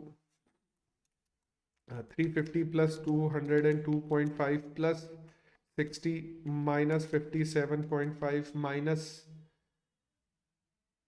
165 माइनस 250, 140 इसका हो रहा है। ठीक है, तो हमने इनकी कैलकुलेशन कर ली है यहाँ पर। अब सबसे पहले हम ए को कैलकुलेट कर लेते हैं, जो हमारा इंटरसेप्ट है। तो इंटरसेप्ट का फॉर्मूला मैंने ऑलरेडी लिख दिया। सिग्मा वाई का टोटल आ रहा है 720 डिवाइडेड बाय एन होता है नंबर ऑफ पीरियड, तो number of period would be 6, तो ये हो जाएगा 120, यानी हमारे इंटरसेप्ट की वैल्यू आ गई 120। बी का जो फॉर्मूला होता है वो फॉर्मूला होता है सिग्मा एक्स वाई हमारे पास में है 140 डिवाइडेड बाय ये आ रहा है 17.5, तो 140 डिवाइडेड बाय 17.5 8, तो बी की वैल्यू हो गई हमारे पास में 8, यानी हमारा जो स्लोप है ना, हमारा स्लोप आ गया 8। तो हमें इंटरसेप्ट की वैल्यू पता लग गई, हमें स्लोप की वैल्यू पता लग गई। इसके बाद हमें बनाना है एक ग्राफ। ठीक है, अब ग्राफ है ना, बनाया कैसे जाता है, बहुत आसान है। तुम्हें कुछ नहीं करना है, पेन पेंसिल पेपर पर ही ग्राफ बनेगा, कोई ग्राफ बुक अलग से नहीं मिलेगी। तुम्हें एक छोटा सा ग्राफ बनाना है, जिसमें तुम्हें कैसे बनाओगे मैं यहाँ पर समझा देता हूँ ग्राफ कैसे बनेगा। ग्राफ में तुम्हें बस एक स्ट्रेट लाइन बनानी है, एक स्ट्रेट लाइन बनानी है। कैसे बनेगी, यहां पर लगेगा एक जेड नोट लगेगा इस तरह से ना ग्राफ में।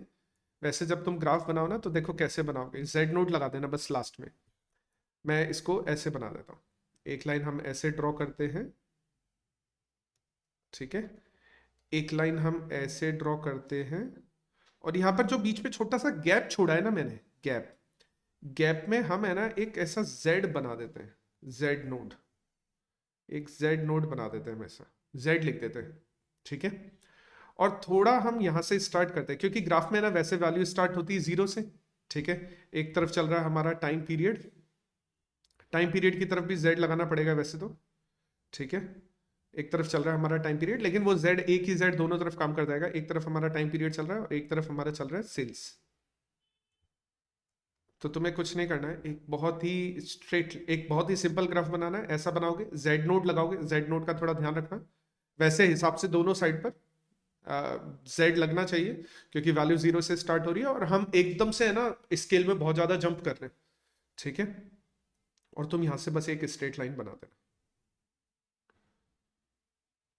यहां से स्ट्रेट लाइन बना देना, और यहां पर लिख देना 2016। ठीक है, यहां पे लिख देना 2017, फिर लिख देना 2018, 2019, 20, ऐसा बना देना बस। तो 21, दैट्स इट, और कुछ नहीं करना है तुम्हें, इतना सा एक स्ट्रेट लाइन कर्व बनाना है। स्ट्रेट लाइन कर्व ही क्यों, इसके बारे में हम ऑलरेडी डिस्कस कर चुके हैं। तो एक स्ट्रेट लाइन कर्व बनाना, जेड नोट के जस्ट ऊपर से बना देना स्ट्रेट लाइन कर्व एक। ठीक है, तो एक तरफ लिखना तुम सेल्स, एक तरफ लिखना तुम टाइम, और उसको स्ट्रेट लाइन कर्व बना देना। मैं इसको थोड़ा सा सही लिख देता हूँ, जैसे टाइम क्या है उसमें चला गया, अपना स्केल में ही चला गया, तो टाइम थोड़ा सा नीचे लिख देना। और कुछ नहीं करना है तुम्हें, स्ट्रेट लाइन कर्व बनाना है। लेकिन ये चाहे तुमसे पूछ रहा है चाहे तुमसे नहीं पूछ रहा है, ये तुम्हें बनाना है डेफिनेटली। अब यहां पर है ना जो क्वेश्चन है वो पूछ रहा था नेक्स्ट 5 ईयर्स में क्या होने वाला है। हम नेक्स्ट 5 ईयर्स को तो कैलकुलेट करेंगे, लेकिन जैसा अभी जो लास्ट वाले अटेम्प्ट में हुआ, जून अपना जो जनवरी 23 में एग्जाम हुए, उस अटेम्प्ट में क्या हुआ कि फोरकास्टेड वैल्यूज तो पूछी, लेकिन फोरकास्टेड वैल्यूज के अलावा हमसे ट्रेंड वैल्यूज भी पूछी। अब फर्क क्या होता है फोरकास्टेड वैल्यूज में और ट्रेंड वैल्यूज में, इसको हम थोड़ा समझते हैं। क्वेश्चन में हमसे फोरकास्टेड वैल्यू तो पूछी ही गई, ठीक है, उसमें कोई प्रॉब्लम नहीं, हम फोरकास्टिंग अभी भी करेंगे। लेकिन पहली बार ऐसा हुआ अभी जो लास्ट एग्जाम हुए जनवरी 23 के अंदर, उसमें हमसे ट्रेंड वैल्यूज भी पूछी गई। और उन ट्रेंड वैल्यूज को कैसे सॉल्व करते हैं, वैसे तो मैंने उसका एक वीडियो भी अपलोड किया हुआ है पुराने वाले पेपर के क्वेश्चन के सॉल्यूशंस का। ठीक है, उसमें एक छोटी सी मिस्टेक थी, अभी हम उसको डिस्कस नहीं करेंगे, लेकिन एक एमसीक्यू में मैंने मिस्टेक कर दी थी। लेकिन मैंने वहां पर है ना ट्रेंड वैल्यूज किस तरह से सॉल्व की जाती है उसको भी यहां पर देखा था। तो इस क्वेश्चन के लिए हम फोरकास्टिंग भी देखेंगे और हम ट्रेंड वैल्यूज भी देखेंगे। हम फोरकास्टिंग कैसे की गई है वो भी देखेंगे और हम ट्रेंड वैल्यूज का एनालिसिस भी समझेंगे। तो सबसे पहले मैं यहाँ पर फोरकास्टेड वैल्यूज के बारे में बात कर लेता हूँ। तो हम फोरकास्टेड जो वैल्यू सॉरी सबसे पहले मैं यहाँ पर ट्रेंड वैल्यूज के बारे में बात कर लेता हूँ कि ट्रेंड वैल्यूज हम कैसे कैलकुलेट करते हैं। अगर क्वेश्चन में हमसे ट्रेंड वैल्यूज के बारे में पूछे तो ट्रेंड हमेशा पास्ट वैल्यूज के लिए होता है, ध्यान रखना, और फोरकास्टिंग हमेशा फ्यूचर वैल्यूज के लिए होता है। तो कभी भी क्वेश्चन अगर तुमसे ट्रेंड वैल्यूज के बारे में पूछ रहा है तो इसका मतलब यह है कि जो भी क्वेश्चन में ईयर्स गिवन है, जो भी क्वेश्चन में पीरियड गिवन है, उन पीरियड की तुम्हें कैलकुलेशन करनी है। जैसे इस क्वेश्चन में 2016 से लेकर 2021 का गिवन है और क्वेश्चन तुमसे पूछ रहा है कि ट्रेंड वैल्यूज कैलकुलेट करो, तो तुम्हें 2016 से 2021 तक की ट्रेंड वैल्यूज कैलकुलेट करनी है। और फोरकास्टेड वैल्यूज कैलकुलेट करनी है तो वो 2021 के बाद वाली वैल्यूज कैलकुलेट करने को बोलेगा। तो अगर कभी भी क्वेश्चन तुमसे ट्रेंड वैल्यू एनालिसिस करवाने को बोलता है कि कैलकुलेट, जैसे क्वेश्चन तुमसे बोला कि कंप्यूट ट्रेंड वैल्यूज, तब तुम क्या करोगे, ये भी नोट डाउन करते रहना तुम लोग साथ में। अगर हम ट्रेंड वैल्यूज का एनालिसिस करते हैं तो ट्रेंड वैल्यूज का एनालिसिस कैसे करेंगे इसको भी मैं यहाँ पे समझा देता हूँ। बस एक बार 120 और 8 दो वैल्यूज हमें चाहिए। तो देखो क्वेश्चन में हमें ईयर गिवन है और क्वेश्चन में हमें कैलकुलेट करनी है ट्रेंड वैल्यूज।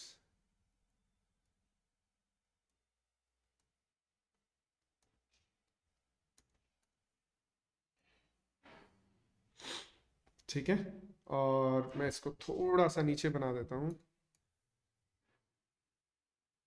ट्रेंड वैल्यूज को कैलकुलेट करने के लिए वही जो हमारी फोरकास्टिंग वाली इक्वेशन है, लीनियर इक्वेशन वाली इक्वेशन है, y is equal to A plus B X use करने वाले हैं। और मैं यहां पे लिख देता हूं y इज इक्वल टू ए की वैल्यू देखो हमने कैलकुलेट की है 120 और b की वैल्यू हमने कैलकुलेट की है 8। तो हम इसको लिखेंगे y is equal to 120 plus 8x, 120 plus 8x। ठीक है, अब देखो हमारे पास 2016 से डेटा ऑलरेडी गिवन था, तो जो भी डेटा हमें गिवन है हम उसके लिए कर रहे हैं तो ट्रेंड, फ्यूचर के लिए करेंगे तो फोरकास्टेड। 2016, 2017, 18, 19, 20 और 21, ये वाली वैल्यूज हमें ऑलरेडी क्वेश्चन में गिवन थी। 2016 से 2021 देखो यहाँ पर 2016 से 2021 ऑलरेडी हमें वैल्यूज गिवन थी। तो अगर हम उनके लिए एनालिसिस करें, क्योंकि मैंने तुम्हें बताया ट्रेंड पास्ट के लिए, फोरकास्टेड फ्यूचर के लिए, तो यहाँ पर पहली वैल्यू जो 2016 के लिए y का मतलब क्या है, सेल्स, y रिप्रेजेंट सेल्स इन लैख। ठीक है, तो 2016 के लिए जो पहली ट्रेंड वैल्यू आने वाली है वो आने वाली है y is equal to 120 plus 8। अब x क्या होने वाला है, वो होने वाला है न्यू x जो हमने कैलकुलेट किया था। This would be our x, ये हमारी x की वैल्यूज होने वाली है जो हमने क्वेश्चन को सॉल्व करते टाइम न्यू x किया था, वही हमारा इक्वेशन में x होने वाला है। क्योंकि मैंने तुम्हें बताया था अब पुराने x को हमेशा इग्नोर करोगे, न्यू x को ही तुम सब जगह यूज करने वाले हो। तो यहां पर जो x की पहली वैल्यू है ना वो है इंटू माइनस का 2.5। इसको हम सॉल्व करेंगे, लेकिन एक बार मैं सारा कुछ लिख लेता हूं। y is equal to 120 plus 8 into minus का 1.5, y is equal to 120 plus 8 into minus का 0.5, y is equal to 120 plus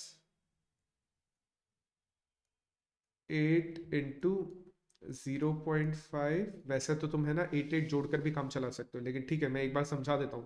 complete question कैसे सॉल्व करोगे वो मैं समझा रहा हूँ। y is equal to 120 plus 8 into 1.5। मैं एक बार और बता देता हूँ कि 2020 के लिए मैं x 2020 के लिए मैं x को 1.5 क्यों यूज कर रहा हूँ? क्योंकि टेबल में अगर तुम देखोगे तो 2020 के लिए जो x है वो यहाँ पर 1.5 ही है, इसलिए मैं 2020 के लिए x की वैल्यू जो यहाँ पर यूज कर रहा हूँ, इस इक्वेशन में जो x की वैल्यूज है ये वाली वैल्यू मैं इसके लिए 1.5 को यूज कर रहा हूँ। ठीक है, और इसको मैं एक बार हटा देता हूं, और y is equal to 120 plus 8 into 2.5। अच्छा, जब हम इसको सॉल्व करते हैं, वैसे तो इसको सॉल्व करना बहुत आसान है, पहले ब्रैकेट सॉल्व करो, तो 8 इंटू 2.5 और उसमें हम 120 ऐड कर देते हैं, तो ये हो जाएगा, पहली वाली वैल्यू हो जाएगी 100। ठीक है, नेक्स्ट वाली वैल्यू हो जाएगी 8 इंटू 1.5 और उसमें हम 120 ऐड कर देते हैं, तो 108। वैसे है ना, देखो एक चीज और होती है, तुम इसमें ऐसा कर सकते हो कि बस पहली पहली वैल्यू कैलकुलेट कर लो, बस फर्स्ट वाली वैल्यू कैलकुलेट कर लो, फिर स्लोप ऐड करते चलो बस, और कुछ नहीं है। फर्स्ट वाली वैल्यू जैसे 100 आ गई ना, तो अब तुम्हें और कुछ भी करने की जरूरत नहीं है, तुम है ना याद रखने के लिए लिखना चाहो तो लिख सकते हो कि एक फर्स्ट वाली वैल्यू कैलकुलेट कर लो और सक्सेसिव वैल्यूज के लिए तुम स्लोप को ऐड करते चलो। तो नेक्स्ट वैल्यू हो जाएगी 116, नेक्स्ट वैल्यू हो जाएगी 124, 132 और 140। ये ट्रेंड वैल्यूज आई है। ट्रेंड वैल्यूज हमेशा प्रीवियस ईयर के लिए, जो प्रीवियस ईयर्स गिवन होते हैं, जो भी हमें क्वेश्चन में डेटा गिवन है, उनके लिए ट्रेंड वैल्यूज कैलकुलेट की जाती है। और अगर हमें क्वेश्चन में फोरकास्टेड वैल्यूज कैलकुलेट करने को बोले तो हम वो भी कर सकते हैं।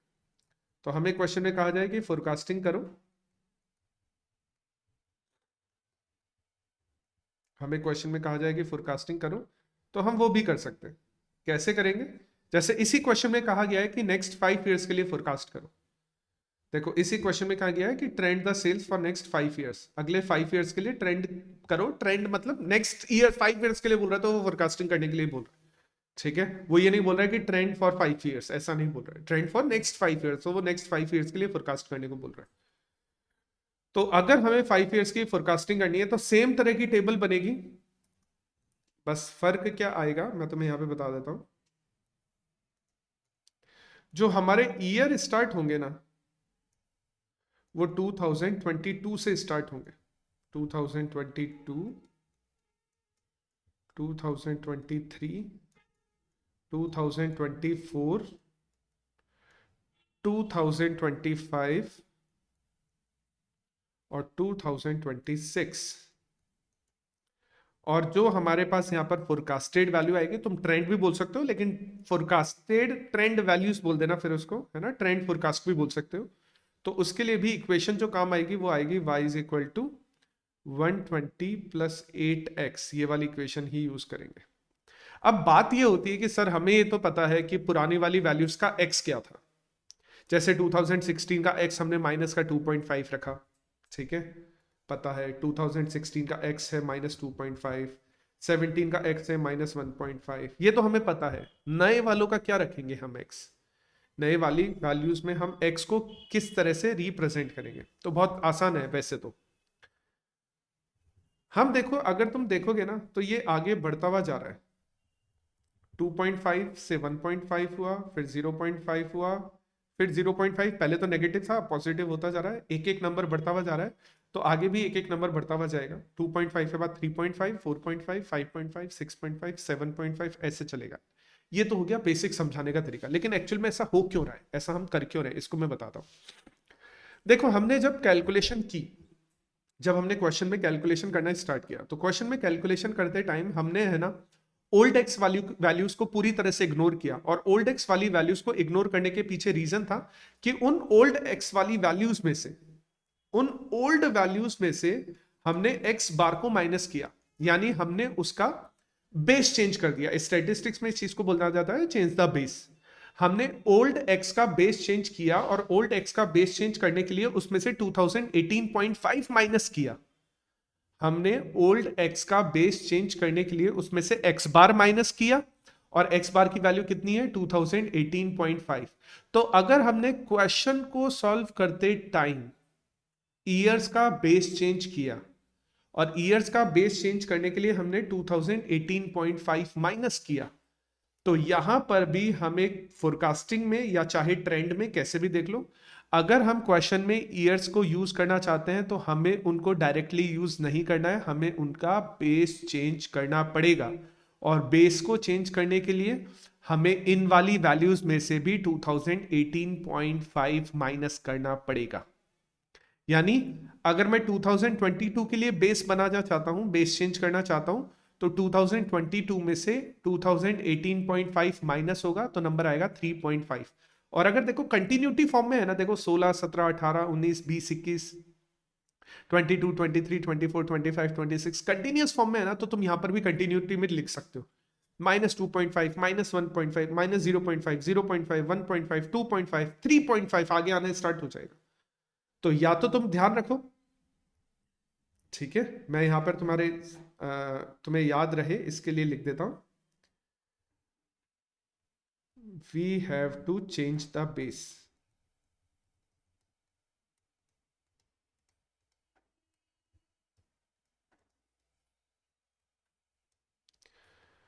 For all given years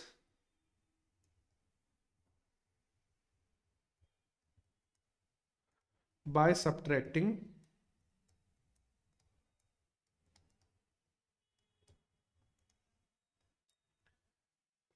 2018.5। इस क्वेश्चन में 2018.5 है, जरूरी नहीं है नेक्स्ट क्वेश्चन में 2018.5 हो। मैं बात कर रहा हूं इस क्वेश्चन की, तो इस क्वेश्चन में 2018.5, या इसको देखो मैं ऐसा लिख देता हूं, बाय सब्ट्रैक्टिंग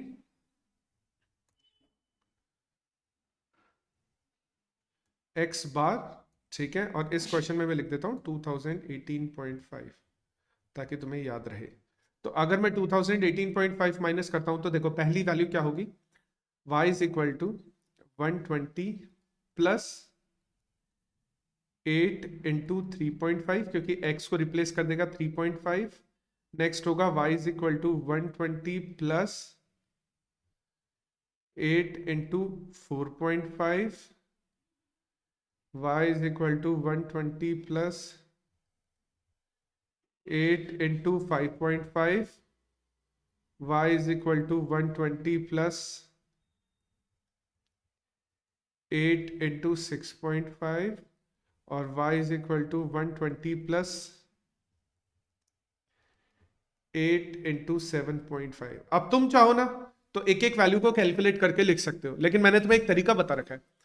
तरीका ये होता है कि हम स्लोप को ऐड करते हुए चलेंगे, दैट्स इट। अगर कंटिन्यूस ईयर है ना, अगर बीच में कहीं भी ब्रेक नहीं हुआ है 22, 23, 24, 25, या तो तुम अलग अलग कैलकुलेशन कर दो, ठीक है, मेरे को कोई प्रॉब्लम नहीं है, तुम स्पेसिफिक इंडिविजुअल एक एक की कैलकुलेशन कर दो। लेकिन अगर कंटिन्यूटी में ईयर्स गिवन है ना, तो तुम कुछ मत करना, स्लोप को ऐड करते हुए चलना। जैसे 140 है ना, तो नेक्स्ट वैल्यू 148 होगी। लेकिन तुम चाहो ना तो इसको चेक कर सकते हो, तो देखो मैं कैलकुलेटर पे तुम्हें चेक करवा देता हूं। तो हम इसको सॉल्व करते हैं ऐसे,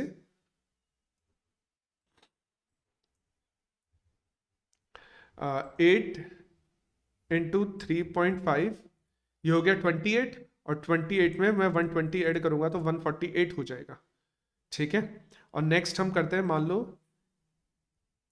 8 इंटू 4.5, ये हो गया 36, और इसमें मैं 120 को ऐड कर देता हूं तो 156। तो तुम ऐसे भी कैलकुलेट कर सकते हो, मुझे प्रॉब्लम नहीं है, ठीक है। लेकिन मैंने तुम्हें एक तरीका बता दिया कि अगर कंटिन्यूटी में ईयर है गिवन तो तुम उसमें स्लोप ऐड करते चलो। 156 स्लोप है 8, तो ये हो जाएगा 164, स्लोप है 8, ये हो जाएगा 172, स्लोप है 8, ये हो जाएगा 180। तो ये इस क्वेश्चन का हमारा आंसर है। ये जो 4-5 वैल्यूज हमने लास्ट में निकाली है, ये हमारा इस क्वेश्चन का आंसर है। तो ये तरीका जो है ना, ये ओल्ड सिलेबस में भी है और ये न्यू सिलेबस में भी है। दोनों ही सिलेबस में ये तरीका तुम्हें फॉलो करना है, चाहे तुम ओल्ड सिलेबस के स्टूडेंट हो, चाहे तुम न्यू सिलेबस के स्टूडेंट हो। अब इसी मेथड से हम एक और क्वेश्चन देख लेते हैं। अगर तुम्हें ये नोट डाउन करना है तो एक बार तुम इस वीडियो को पॉज कर देना, और पॉज करके इसके बाद इसको नोट डाउन कर लेना। एक बार मैं तुम्हें ऊपर वाला सॉल्यूशन भी दिखा देता हूं कैसे करोगे, ठीक है। तो एक सॉल्यूशन तो तुम्हारे पास में ये हो गया, एक सॉल्यूशन तो ये हो गया, ठीक है, ये प्राइमरी सॉल्यूशन है, और जो कंक्लूजन वाला है वो यहाँ पर ये है। तो तुम अगर इसको नोट डाउन करना चाहो तो वीडियो को पॉज करके एक बार नोट डाउन कर लेना तुम इसको। हम एक और क्वेश्चन पिक करते हैं हमारे मॉड्यूल से ही। जैसे कि क्वेश्चन नंबर 3 देख लेते हैं, थोड़ा सा डिफरेंट है, ऐसा कुछ खास नहीं है। क्वेश्चन नंबर 3 देख लेते हैं हम यहाँ पर।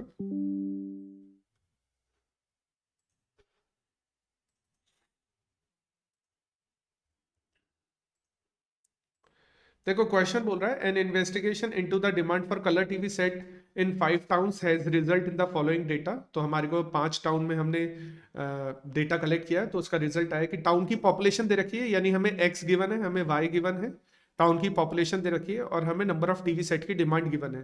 फिट है रिग्रेशन लाइन। देखो यहाँ पर स्पेसिफिकली बोल रहा है कि हमें रिग्रेशन लाइन बनानी है और लीनियर वाली बनानी है, वाई ऑन एक्स बनानी है, ये हम सब चीजें डिस्कस कर चुके हैं। Estimate the demand for C TV set 2 towns. अगर पॉपुलेशन 10 लाख होती या 20 लाख होती तो कितनी डिमांड आती, यानी हमें वही फोरकास्टिंग करनी है। ऐसे क्वेश्चन में है ना, कभी भी ट्रेंड निकालने को नहीं बोलेगा, ठीक है। ट्रेंड जो निकलता है ना, वो हमेशा ऐसे ही क्वेश्चंस में निकलेगा जहां पर तुम्हें डेटा जो गिवन है वो पीरियड्स में, ईयर्स में, मंथ्स में, क्वार्टर में, वीक्स में, इस तरह का डेटा गिवन है, तभी वहां पर ट्रेंड निकलेगा। ऐसे क्वेश्चंस जो होंगे जहां पर टाउन की population, number of TV set की डिमांड, टाउन की पॉपुलेशन और पॉपुलेशन के साथ उसमें दे रखा होगा कि कितने लोग बीमार हैं वहां पर, तो इस तरह का अगर कोई क्वेश्चन होगा ना, तो उसमें तुम्हें फिर ट्रेंड नहीं देगा, उसमें तुम्हें फिर फोरकास्टेड वैल्यूज कैलकुलेट करने को देगा। कैसे करते हैं इसको समझते हैं यहाँ पर, इस क्वेश्चन को कैसे सॉल्व करेंगे। तो क्वेश्चन में ऑलरेडी हमें एक्स और वाई की वैल्यूज गिवन है, तो मैं एक टेबल बना लेता हूं।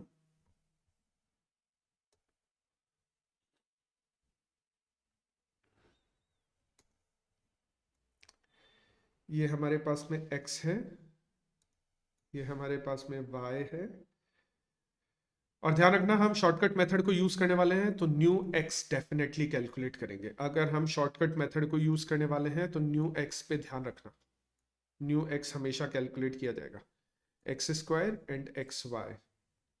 और साथ में हम चाहें तो फोरकास्टिंग का भी कर सकते हैं, लेकिन ठीक है, एक बार इतनी ही टेबल बना लेते हैं। तो ये हमारा हो गया x, ये हो गया हमारे लिए y। अच्छा, हम यहाँ पर कैलकुलेट करने वाले हैं न्यू x, और न्यू x कैलकुलेट करने का तरीका होता है x माइनस एक्स बार। यहाँ पर हम कैलकुलेट करेंगे एक्स स्क्वायर और लास्ट में हम कैलकुलेट करेंगे एक्स वाई। एक बार मैं टेबल फिल कर लूँ, फिर मैं एक बार एक्स बार भी कैलकुलेट कर देता हूँ। 5, 7, 8, 11, 14, और y आ रहा है 9, 13, 11, 15, 19। एक्स बार कैसे कैलकुलेट करेंगे? एक्स बार कैलकुलेट करने के लिए हम एक्स की सारी वैल्यूज को ऐड करके पीरियड से डिवाइड कर देते हैं, नंबर ऑफ पीरियड से डिवाइड कर देते हैं। तो 5 प्लस 7 प्लस 8 प्लस 11 प्लस 14 हो गया टोटल, डिवाइड बाय 5। तो एक्स बार वुड बी 9, हमारे जो एक्स बार की वैल्यू है वो 9 आ गई। तो यहाँ पे लिख देते हैं X bar is equal to आया है 45/5। एक्स बार की वैल्यू आई है 9। मैं फॉर्मूला भी बता देता हूँ, sigma X divided by N. तो एक्स बार की वैल्यू 9 आ गई हमारे पास में। तो एक्स बार की वैल्यू 9 आई है ना, तो एक्स माइनस एक्स बार होगा। ध्यान रखना हमेशा एक्स की वैल्यू है 5 और एक्स बार की वैल्यू है 9, तो ध्यान रखना हमेशा एक्स माइनस एक्स बार होगा। उल्टा मत कर देना, एक्स बार माइनस एक्स मत कर देना, हमेशा एक्स माइनस एक्स बार होगा। तो दिस वुड बी -4,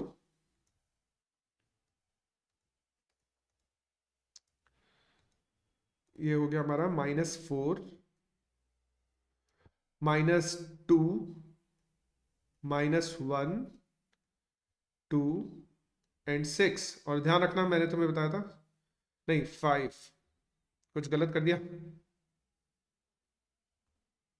हाँ सही है, 5 आएगा। टोटल हमेशा 0 आने वाला है। तो 5, 6, 7 पॉजिटिव, 4, 5, 6, 7 पॉजिटिव, नेगेटिव, टोटल हमेशा 0 आने वाला है। एक्स स्क्वायर करेंगे तो एक्स स्क्वायर हो जाएगा 16, 4, 1, 4, 25, ये एक्स स्क्वायर हो गया। और एक्स वाई जब करेंगे, अच्छा ध्यान रखना, एक्स स्क्वायर या एक्स वाई करने के लिए हमेशा न्यू एक्स यूज करना है, ओल्ड एक्स को इग्नोर करोगे। एक्स वाई जब सॉल्व करोगे तो इन दोनों को मल्टीप्लाई करोगे तो माइनस का 36, माइनस का 26, माइनस का 11, माइनस का 30, सॉरी प्लस का 30 होगा, ये होगा प्लस का 30, और ये होगा 95। मुझे इन सब का टोटल चाहिए, इसका टोटल चाहिए, इसका टोटल चाहिए, और एक हमें y का टोटल चाहिए। तो एक बार हम इसको टोटल कर लेते हैं। तो 9 प्लस 13 प्लस 11 प्लस 15 प्लस 19, 67 इसका टोटल हो रहा है। ये 50 हो रहा है इसका total. 95 plus 30 minus 11 minus 26 minus 36, 52 इसका टोटल हो रहा है। ठीक है। अच्छा, ये तो हम टेबल बना लेते हैं। टेबल बनाने के बाद हमें स्लोप और इंटरसेप्ट कैलकुलेट करना होता है। तो स्लोप और इंटरसेप्ट के फॉर्मूले में यहाँ पे लिख देता हूँ। पहले इंटरसेप्ट, तो इंटरसेप्ट का फॉर्मूला होता है sigma Y upon N. Sigma Y कितना है यहाँ पर 67, अपॉन एन दिया हुआ है 5, नंबर ऑफ आइटम्स है 5। तो अगर मैं 67 अपॉन 5 करता हूं तो इससे आंसर जो आएगा वो आएगा 13.4। 13.4 आंसर आएगा ए, यानी इंटरसेप्ट की वैल्यू जो आ रही है ना, इंटरसेप्ट की वैल्यू आ रही है 13.4। इंटरसेप्ट की जो वैल्यू है हमारे पास में 13.4 आ रही है। बी जो है, बी का मतलब है स्लोप। स्लोप कैलकुलेट होता है sigma X Y divided by sigma X square से। तो 52 एक्स वाई अपॉन 50, तो 52 अपॉन 50 करेंगे तो 0.04 आना चाहिए। 52 अपॉन 50, 1.04 ये आ रहा है 1.04। ठीक है। तो हमारे पास स्लोप भी आ गया, हमारे पास इंटरसेप्ट भी आ गया। अब हम फोरकास्टेड वैल्यूज, अब फोरकास्टेड किसके लिए, देखो पॉपुलेशन ऑलरेडी 5 लाख 7 लाख इस तरह से गिवन है। यहां पर भी अगर क्वेश्चन में तुम देखोगे ना, क्या पूछा गया है, तुमसे पूछा गया है 10 lakhs के लिए, 20 lakhs के लिए। तो जो फोरकास्टिंग हमें करनी है ना, वो 10 और 20 के लिए करनी है। फोरकास्टिंग जो करनी है वो 10 और 20 के लिए करनी है। लैक्स में ऑलरेडी डेटा है तो हम उसको चेंज नहीं करेंगे, ऐसा नहीं लिखेंगे 10 lakhs लिख दिया हमने उसको। ठीक है। तो हमें जो फोरकास्टिंग करनी है वो 10 और 20 के लिए करनी है। तो मैं एक एक करके बता देता हूं। सबसे पहले क्या लिखोगे, फॉर 20 लाख कंक्लूजन लिख रहे हो। अच्छा, इसमें हमें ग्राफ भी बनाना है, एक बार हम ग्राफ भी बनाएंगे। फॉर 20 लाख, फॉर 10 लाख कर लेते हैं पहले। For 10 lakh, for 10 lakh, for 10 lakh देखो कैसे कैलकुलेशन करेंगे। y is equal to A plus B X, तो y is equal to 13.4 plus 1.04x। अब हमें अगर 10 लाख के लिए कैलकुलेशन करनी है, तो हम भी लास्ट वाले क्वेश्चन में भी हमने बात की थी कि जब भी हम x को हम न्यू x में कन्वर्ट करते हैं तो इसका मतलब यह है कि हम x का जो बेस है ना वो चेंज कर रहे हैं। अगर हम x को न्यू x में कन्वर्ट करते हैं तो इसका मीनिंग यह है कि हम x का बेस चेंज कर रहे हैं। तो यहां पर भी हमें अगर 10 लाख के लिए कैलकुलेशन करनी है तो हम 10 लाख के लिए कैलकुलेशन सीधा सीधा नहीं कर सकते, क्योंकि वो हमारा x है, हमें उसका भी बेस चेंज करना पड़ेगा। तो कैसे करेंगे, ओल्ड x का जो हमने बेस चेंज किया था उसमें हमने सारी वैल्यूज में से 9 माइनस किया। 5 में से 9 माइनस किया, 7 में से 9 माइनस किया, सारी वैल्यूज में से 9 माइनस किया। तो हमें यहां पर ये जो 10 है इसमें से भी 9 माइनस करना पड़ेगा। तो अगर हम 10 में से 9 माइनस करेंगे तो यहां पर न्यू x कितना हो जाएगा, न्यू x हो जाएगा 10 माइनस 9, तो न्यू x हो जाएगा 1। तो हम ये जो x है ना इसकी जगह 1 यूज कर सकते हैं। तो y is equal to 13.4 plus 1.04 into 1। x की जगह हम 1 यूज कर लेते हैं, तो 1 से मल्टीप्लाई करेंगे तो 1.04 ही होने वाला है। तो y इज इक्वल टू हो जाएगा 14.44। अच्छा, y की वैल्यू जो देखो, नंबर ऑफ टीवी सेट 1000 में दिया हुआ है, तो 14.44 1000 कर देते हैं बस। अच्छा, 20 लाख वाला जो क्वेश्चन है ना उसका कैसे सॉल्यूशन होगा, उसका भी मैं इधर साइड में सॉल्यूशन कर देता हूं। 20 लाख वाला भी, 20 लाख वाला सॉल्यूशन समझना।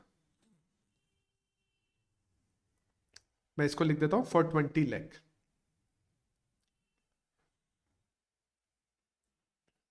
इक्वेशन यही रहेगी, y is equal to 13.4 plus 1.04x, equation यही रहेगी। चेंज क्या होगा, y is equal to 13.4 plus 1.04 into X की जगह पर आ जाएगा 11। अब x की जगह पर 11 क्यों आया है, क्योंकि हमें x की जो वैल्यू है 20, उसका हमें बेस चेंज करना पड़ेगा, और बेस चेंज करने के लिए 20 में से हम 9 माइनस करेंगे। तो अगर हम वहां पर 20 में से 9 माइनस करते हैं तो x की जो वैल्यू आएगी ना वो 11 आएगी। 9 क्यों माइनस कर रहे हैं, क्योंकि हमने जब क्वेश्चन सॉल्व किया था तो क्वेश्चन सॉल्व करते टाइम भी हमने बेस जो है वो 9 माइनस किया था वहां पर। तो y is equal to 13.4 plus ये कितना हो जाएगा 1.04 इंटू 11, ठीक है, तो 11.44 हो जाएगा ये, और इसमें हम 13.4 और ऐड कर देते हैं तो ये हो जाएगा 24.84,000, ये हो जाएगा 24.84,000, और ये हमारा आंसर है, ये हमारा फाइनल सॉल्यूशन है। ठीक है, इसको यहां पर है ना, तुम वीडियो पॉज करके इसको एक बार नोट डाउन कर लेना, तुम वीडियो पॉज कर लेना एक बार, क्योंकि तुम वीडियो देखोगे इसके रिकॉर्डेड वीडियोस है, तो तुम वीडियो पॉज करके इसको एक बार नोट डाउन कर लेना, और नोट डाउन करने के बाद तुम्हें एक छोटा सा कर्व और बनाना है, वो कर्व मैं तुम्हें यहाँ पर बता देता हूँ। कर्व वैसा ही बनेगा जैसा हमने लास्ट वाले क्वेश्चन में बनाया था, सेम उसी तरह का कर्व बनेगा। कैसे बनेगा, एक स्ट्रेट लाइन यहाँ पर आएगी, एक स्ट्रेट लाइन थोड़ा यहाँ से दूर आ जाएगी, ठीक है, बीच में z लिख देना, z ऐसा z, ठीक है। अब तुम चाहो ना तो ऐसे भी लिख सकते हो कि z स्टार्ट करो और इसी लाइन के साथ ऐसे लिख देना, देखो तुम z स्टार्ट करके इसी लाइन से लिख देना, ऐसे लिख देना, और जैसे ही z कंप्लीट होना वहां से तुम एक स्ट्रेट लाइन बना देना। एक तरफ लिखना पॉपुलेशन, एक तरफ लिखना, क्योंकि पॉपुलेशन x के बेस एक्सिस पर है, पॉपुलेशन जो है वो x एक्सिस पर है, पॉपुलेशन हमने x बोली है, और y एक्सिस पर हमारा डिमांड है, तो इस तरह की बना देना, एक इस तरह का छोटा सा एक कर्व बना देना, ठीक है, स्ट्रेट लाइन बनेगा। तो ये जो हमारा कंटेंट था ना, ये ओल्ड सिलेबस वाला था, ओल्ड सिलेबस, और ये वाला कंटेंट सेम न्यू सिलेबस में भी है। तो अभी फिलहाल 2 क्वेश्चंस और बाकी बचे हैं, प्रॉब्लम नंबर 1 और प्रॉब्लम नंबर 4। ये दोनों प्रॉब्लम्स तुम लोग खुद ट्राई करना, अगर इनमें कोई प्रॉब्लम है तो तुम मेरे से एक बार क्लियर कर लेना, मेरे से एक बार पूछ लेना। न्यू सिलेबस में क्या है, अब न्यू सिलेबस का अगर मैं तुम्हें थोड़ा सा कंटेंट बताऊं यहां पर, देखो ये हमारा नया वाला मॉड्यूल है, और नए वाले मॉड्यूल में पेपर नंबर 9 है, वही इंटरमीडिएट सिलेबस 2022 वाला है, जिसका पहला पेपर अभी होने वाला है जून में। तो ये हमारे नया वाला मॉड्यूल है। अगर मैं इसमें फोरकास्टिंग के बारे में बात करूं तो फोरकास्टिंग इस वाले चैप्टर में है, ये रहा डिमांड फोरकास्टिंग। इसका जो कॉन्सेप्ट वगैरह हम ऑलरेडी पढ़ चुके हैं, तो इससे ज़्यादा कुछ पढ़ने की जरूरत नहीं है। फोरकास्टिंग में है ना, मैं तुम्हें अपने नोट्स में भी दिखा देता हूँ, नोट्स में भी कुछ ऐसा ही कॉन्सेप्ट है, नोट्स में भी बता दूंगा, एक बार वेट करो, नोट्स में एक बार वेट करो। लेकिन मैं यहाँ पर है ना, ये वाला कॉन्सेप्ट तो देखो हमने किया है कि जब ईयर वगैरह गिवन होता है तो वो विड्थ वगैरह का वो है ना -2 -1 0 1 2 इस तरह से आते हैं, ये तो मैंने तुम्हें बता दिया कि यहाँ पर हम मिड वैल्यू यानी जो न्यू एक्स है वो कैसे कैलकुलेट करते हैं। यहाँ पर देखना, ये वाला जो कॉन्सेप्ट है ना, ये वाला कॉन्सेप्ट, इसका क्वेश्चन गिवन नहीं है, सिर्फ कॉन्सेप्ट गिवन है।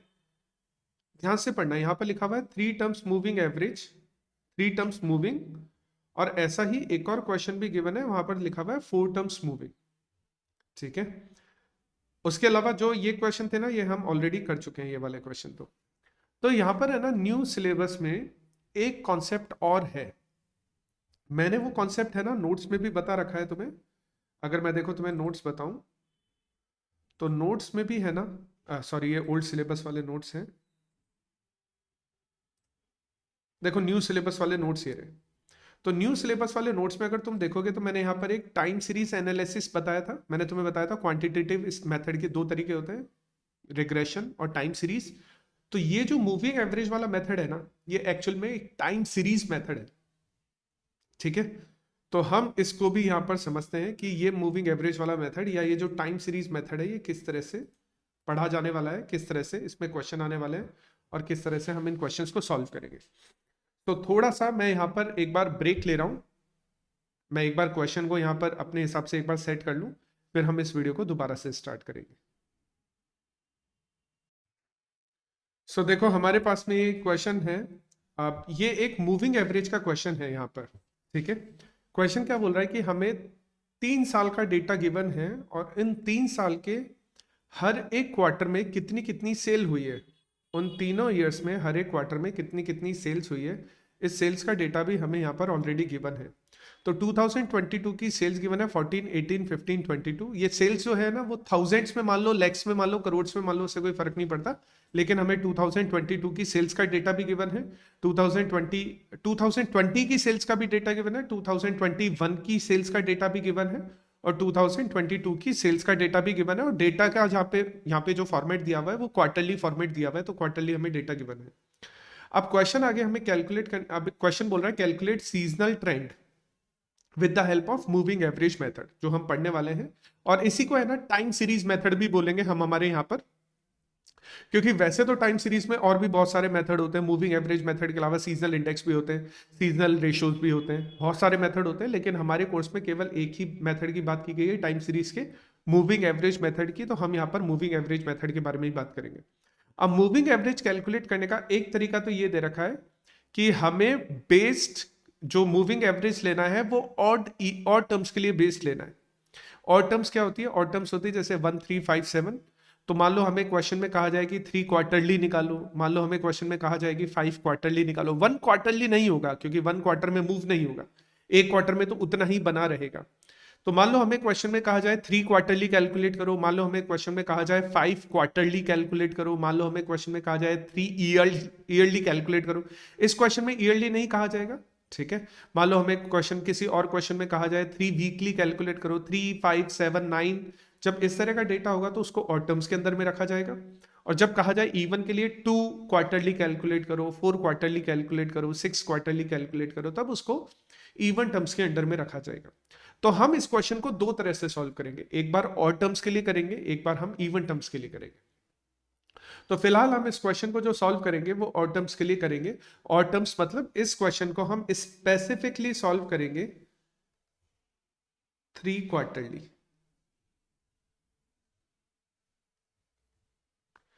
इस क्वेश्चन को हम स्पेसिफिक सॉल्व करेंगे 3 क्वार्टरली, ठीक है।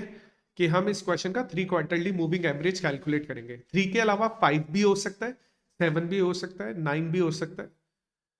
जितना ज्यादा होगा ना उतना ही कैलकुलेशन आसान होगी।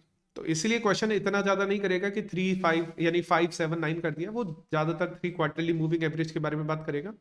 और इवन टर्म्स में है ना वो 2 और 4 क्वार्टरली मूविंग एवरेज के बारे में भी बात कर सकते हैं, ठीक है। तो एक बार मैं इस क्वेश्चन को और थोड़ा सेट कर लेता हूं, क्योंकि अब जब मैं कैलकुलेशन करूंगा तो मेरे को टेबल थोड़ी सी डिफरेंट तरह की चाहिए होगी। तो एक बार मैं उस टेबल को सेट कर लेता हूं और फिर से हम हमारी वीडियो को रिज्यूम करते हैं। तो हमारा जो क्वेश्चन था वो क्वेश्चन का डेटा देखो ऐसा था कि वो 2020, 21, 22 3 ईयर्स का क्वार्टरली सेल्स का डेटा गिवन था। तो मैंने ना उसकी एक टेबल बना ली है यहाँ पर, अगर लेफ्ट हैंड साइड में देखोगे तो यहाँ पर एक टेबल बनाई हुई है जहाँ पर वही तीनों ईयर्स है 2020, 21, 22 और चारों क्वार्टर्स है। और हर एक क्वार्टर का सेल्स का डेटा मैंने यहाँ पर लिखा हुआ है, जैसे 14, 18, 15, 22। तो डेटा यहाँ पर जो क्वेश्चन में गिवन है वो मैट्रिक्स में गिवन है, मैंने यहाँ पर उसको एक टेबल में कन्वर्ट कर लिया। 14, 18, 15, 22, 16, 17, 15, 26, 16, 17, 15, 26। अच्छा, मैंने तुमसे बात की थी कि क्वेश्चन दो तरह से क्वेश्चन पूछ सकता है, या तो इवन टर्म्स के लिए पूछ सकता है या ऑड टर्म्स के लिए पूछ सकता है। तो हम यहाँ पर ऑड टर्म्स वाला क्वेश्चन स्टार्ट करेंगे। और ऑड टर्म में मैंने तुम्हें कहा था कि हम 3 ईयरली मूविंग एवरेज स्टार्ट करेंगे। 5 भी किया जा सकता है, 7 भी किया जा सकता है, ऐसा कोई हार्ड एंड फास्ट नहीं है, लेकिन समझने के लिए हम 3 ईयरली मूविंग एवरेज करेंगे। अब 3 ईयरली मूविंग एवरेज क्या कैसे स्टार्ट करेंगे? तो 3 ईयरली मूविंग एवरेज स्टार्ट करने के लिए सबसे पहले हम यहाँ पर नेक्स्ट जो कॉलम मैंने बना रखा है वहां पर एक कैलकुलेशन करते हैं, उसमें हम कैलकुलेट करते हैं 3 ईयरली मूविंग टोटल। यानी इसमें क्वार्टरली है, इस क्वेश्चन में ईयरली नहीं है ना, तो इस क्वेश्चन में क्वार्टरली है। हम 3 क्वार्टरली कर रहे थे, सॉरी अगर मैंने पहले ईयरली बोला हो, तो हम 3 क्वार्टरली करे थे, तो ये वाला जो कॉलम रहेगा ना, ये आएगा 3 क्वार्टरली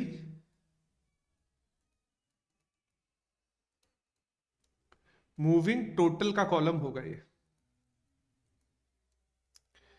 कैसे कैलकुलेट करेंगे, थोड़ा इसको ध्यान से समझिए। पहले हम टोटल करेंगे फर्स्ट सेकंड थर्ड क्वार्टर का, ठीक है। पहले हम टोटल करेंगे फर्स्ट क्वार्टर में क्या सेल हुई है, फर्स्ट ईयर के फर्स्ट क्वार्टर में क्या सेल हुई है, फर्स्ट ईयर के सेकंड क्वार्टर में क्या सेल हुई है, फर्स्ट ईयर के थर्ड क्वार्टर में क्या सेल हुई है, उन तीनों को ऐड कर देंगे। तो 14 प्लस 18 प्लस 15, ये टोटल आ रहा है 47। 14 प्लस 18 प्लस 15 टोटल आ रहा है 47। ध्यान देना, मैं थोड़ा हाईलाइट करके बता देता हूं। हमने जो अभी फिलहाल कैलकुलेशन की है वो इन तीनों ईयर्स, तीनों क्वार्टर्स के लिए की है, क्योंकि हमें 3 क्वार्टर्स का बोला गया ना, इसलिए हमने तीनों क्वार्टर्स के लिए किए। मान लो हमसे कहा जाता 5 क्वार्टर्स का, तो हम 22 और 16 को भी ऐड कर देते। मान लो हमसे कहा जाता 7 क्वार्टर्स का, तो हम 17 15 को भी ऐड कर देते। अब क्वेश्चन ये है, सर 2 क्वार्टर्स का बोलता, 4 क्वार्टर्स का बोलता, तो फिर इसमें नहीं आएगा। वो जो हम सेकंड पार्ट करेंगे इवन टर्म्स वाला, उसमें करेंगे।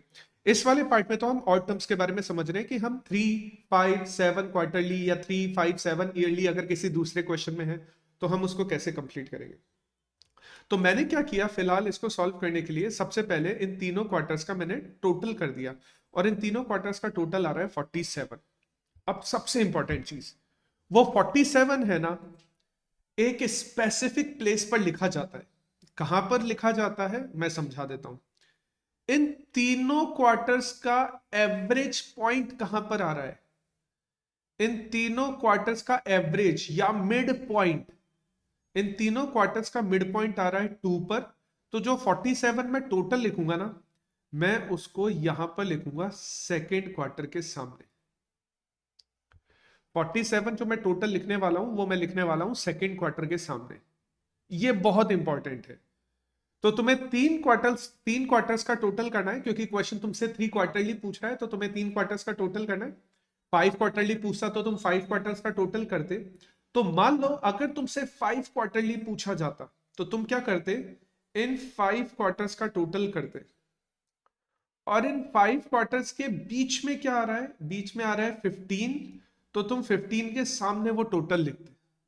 यानी जो 2022 का 2020 का जो थर्ड क्वार्टर है ना, फिर तुम जो टोटल लिखते वो उसके सामने लिखते। तो ये बहुत इंपॉर्टेंट है, थोड़ा ध्यान रखना कि अगर हमें 3 क्वार्टर 5 क्वार्टर पूछा जा रहा है तो हमें जो उसका टोटल लिखना है ना, वो उसके एवरेज के सामने लिखना है कि एवरेज पीरियड कौन सा है। तो हमने इन 3 का टोटल किया, मैं दोबारा से बता देता हूं, हमने इन तीनों वैल्यूज का टोटल किया, और इन तीनों वैल्यूज का जो एवरेज पॉइंट आ रहा है वो ये वाला आ रहा है सेकेंड पीरियड के सामने। तो हमने जो टोटल लिखा है ना वो सेकेंड पीरियड के सामने लिखा है। अब हम क्या करेंगे, पहली वैल्यू को छोड़कर, वेरी फर्स्ट वैल्यू को छोड़कर नेक्स्ट 3 वैल्यूज का टोटल करेंगे। इन 3 वैल्यूज का टोटल करेंगे। पहली बार तो हमने क्या किया, 14 के साथ टोटल किया, तो हम 14 के साथ 14 18 15 का किया। लेकिन अब हम क्या करेंगे, 14 को छोड़ देंगे, फर्स्ट वाली वैल्यू को छोड़ेंगे, और हम क्या करेंगे 18 प्लस 15 प्लस 22, टोटल हो रहा है 55। तो हमने किन 3 वैल्यूज का टोटल किया, 18 52 15 और 22, इनका बीच वाला यानी एवरेज पीरियड ये आ रहा है, तो मैं इसके सामने लिखूंगा। टोटल जो आ रहा है 55 मैं उसके सामने लिखूंगा, ठीक है। तो फर्स्ट वाली वैल्यू को छोड़कर नेक्स्ट 3 वैल्यूज का टोटल करेंगे। तो मैं दोबारा से कर लेता हूं, 18 प्लस 15 प्लस 22 टोटल आ रहा है 55। लेकिन जो 55 लिखूंगा ना, मैं वो 55 लिखूंगा यहां पर। बस तुम तो ये याद रखना कि पहली वैल्यू पे ध्यान दे देना कि पहली वैल्यू का तुम्हें कहां लिखना है, उसके बाद वाली जो वैल्यूज है ना उसके नीचे आती रहेगी कंटिन्यू। अब तुमने है ना पहले है ना एक वैल्यू को छोड़कर नेक्स्ट 3 वैल्यूज का टोटल किया था। अभी जो तुम्हें टोटल करना है ना, देखो मैं रिपीट कर रहा हूं, सबसे पहले तुमने स्टार्टिंग वाली 3 वैल्यूज का टोटल करके उनको उसके एवरेज पीरियड के सामने लिख दिया, ठीक है। फिर तुमने फर्स्ट वाली वैल्यू को छोड़ा और उसके बाद वाली नेक्स्ट 3 वैल्यूज का टोटल किया और उनके एवरेज पीरियड के सामने कर दिया। अब तुम क्या करोगे, स्टार्टिंग वाली 2 वैल्यूज छोड़ दोगे, तुम 14 को इग्नोर करोगे, तुम 18 को इग्नोर करोगे। नेक्स्ट जो 3 वैल्यूज है वो है 15 प्लस 22 प्लस 16। इन तीनों का टोटल आ रहा है 53। तो ध्यान देना, मैं लास्ट टाइम ये कर रहा हूं, यहां पर हमने इन तीन वैल्यूज को ऐड किया, इन दोनों वैल्यूज को इग्नोर किया, और इन तीन वैल्यूज का जो एवरेज पीरियड आ रहा है वो इस क्वार्टर के सामने आ रहा है। तो मैं यहां पर जो टोटल आ रहा है हमारा 53, मैं इस टोटल को यहां पर लिखूंगा। तो देखो मेरे को क्या करना है, ये जो 53 है हमारा, ये यहां पर आने वाला है। अच्छा, उसके बाद मेरे को स्टार्टिंग वाली तीनों वैल्यूज को इग्नोर करना है, 14, 18, 15, क्योंकि मैंने पहले एक वैल्यू इग्नोर की, फिर दो वैल्यू इग्नोर की, फिर तीन वैल्यू इग्नोर की। अब मैं स्टार्टिंग वाली यानी तीन वैल्यूज इग्नोर कर चुका हूं, नहीं, मैं दो वैल्यूज इग्नोर कर चुका हूं, अब मैं तीन वैल्यूज इग्नोर करूंगा और फिर उसके बाद स्टार्ट करूंगा। यानी मैं स्टार्ट करूंगा 22 प्लस 16 प्लस 17, तो 55 आएगा।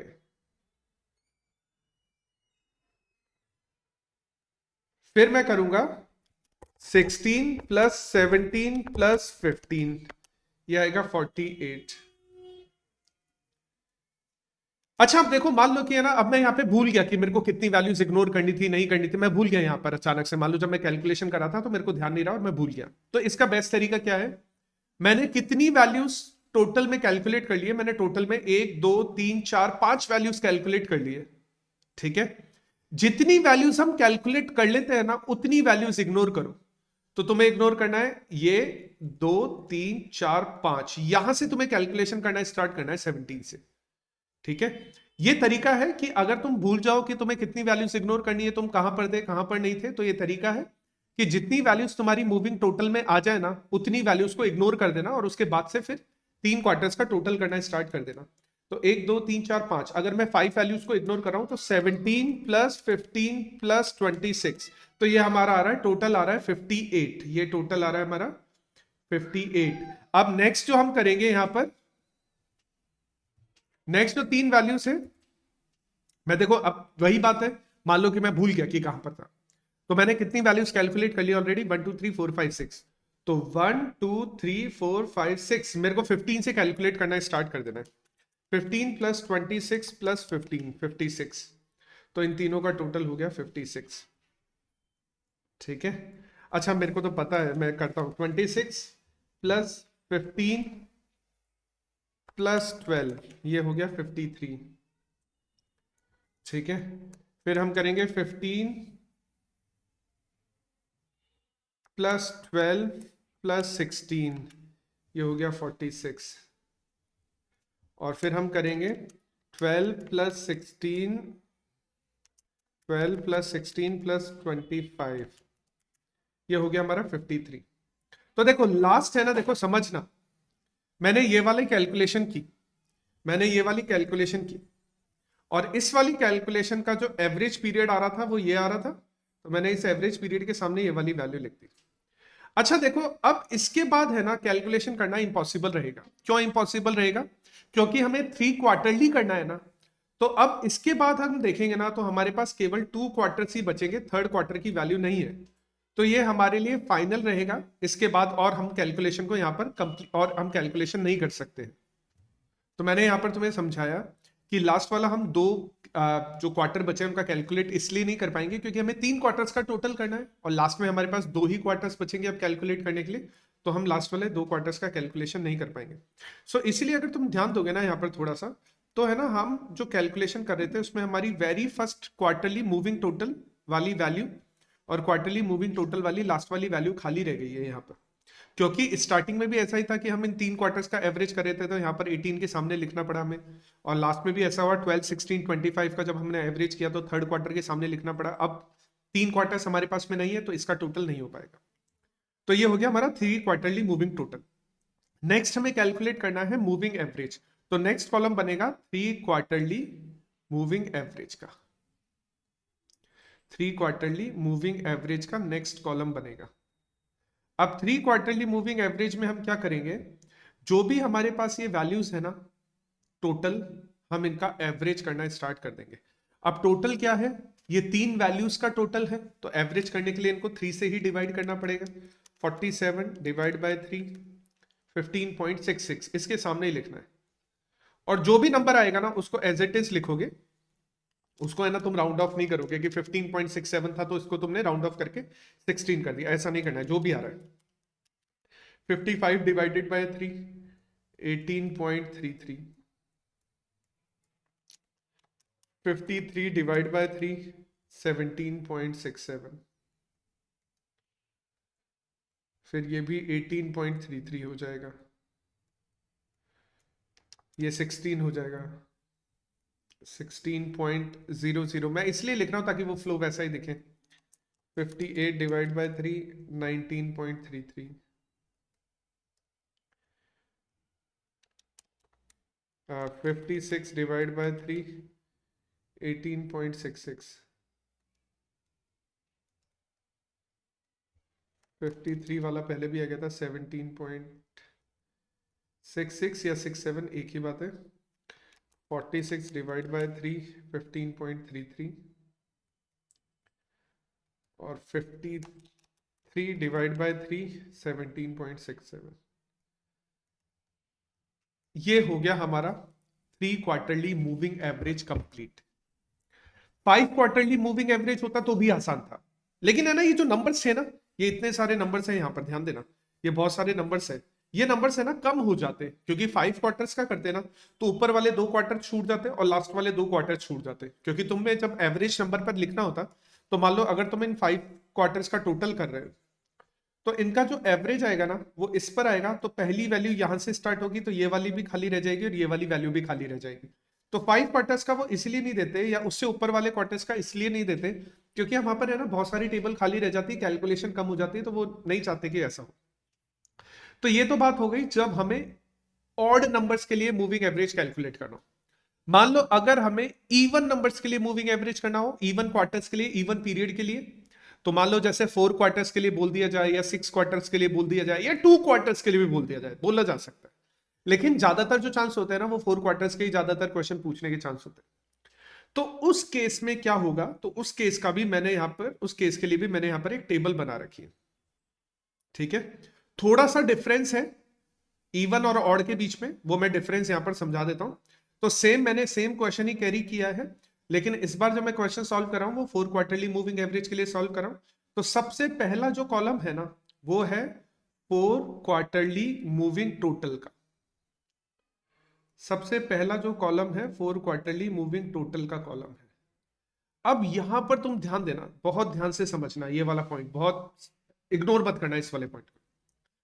हमें क्या करना है, जैसे 3 क्वार्टर्स में हम 3 साल का टोटल कर रहे थे, या 3 क्वार्टर्स का टोटल कर रहे थे, क्योंकि वहां पर क्वार्टर है ना, तो 3 क्वार्टर्स का टोटल कर रहे थे, तो 4 क्वार्टरली में हमें 4 क्वार्टर्स का टोटल करना है।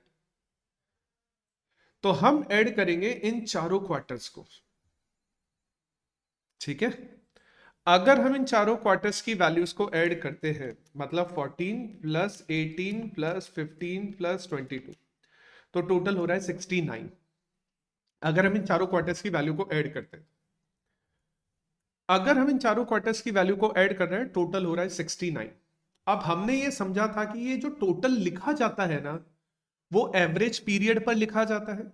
ये जो टोटल लिखा जाता है ये एवरेज पीरियड पर लिखा जाता है। तो इन चारों क्वार्टर्स में अगर मैं एवरेज पीरियड लूं, तो वो कहां पर लूंगा, सेकेंड क्वार्टर पर?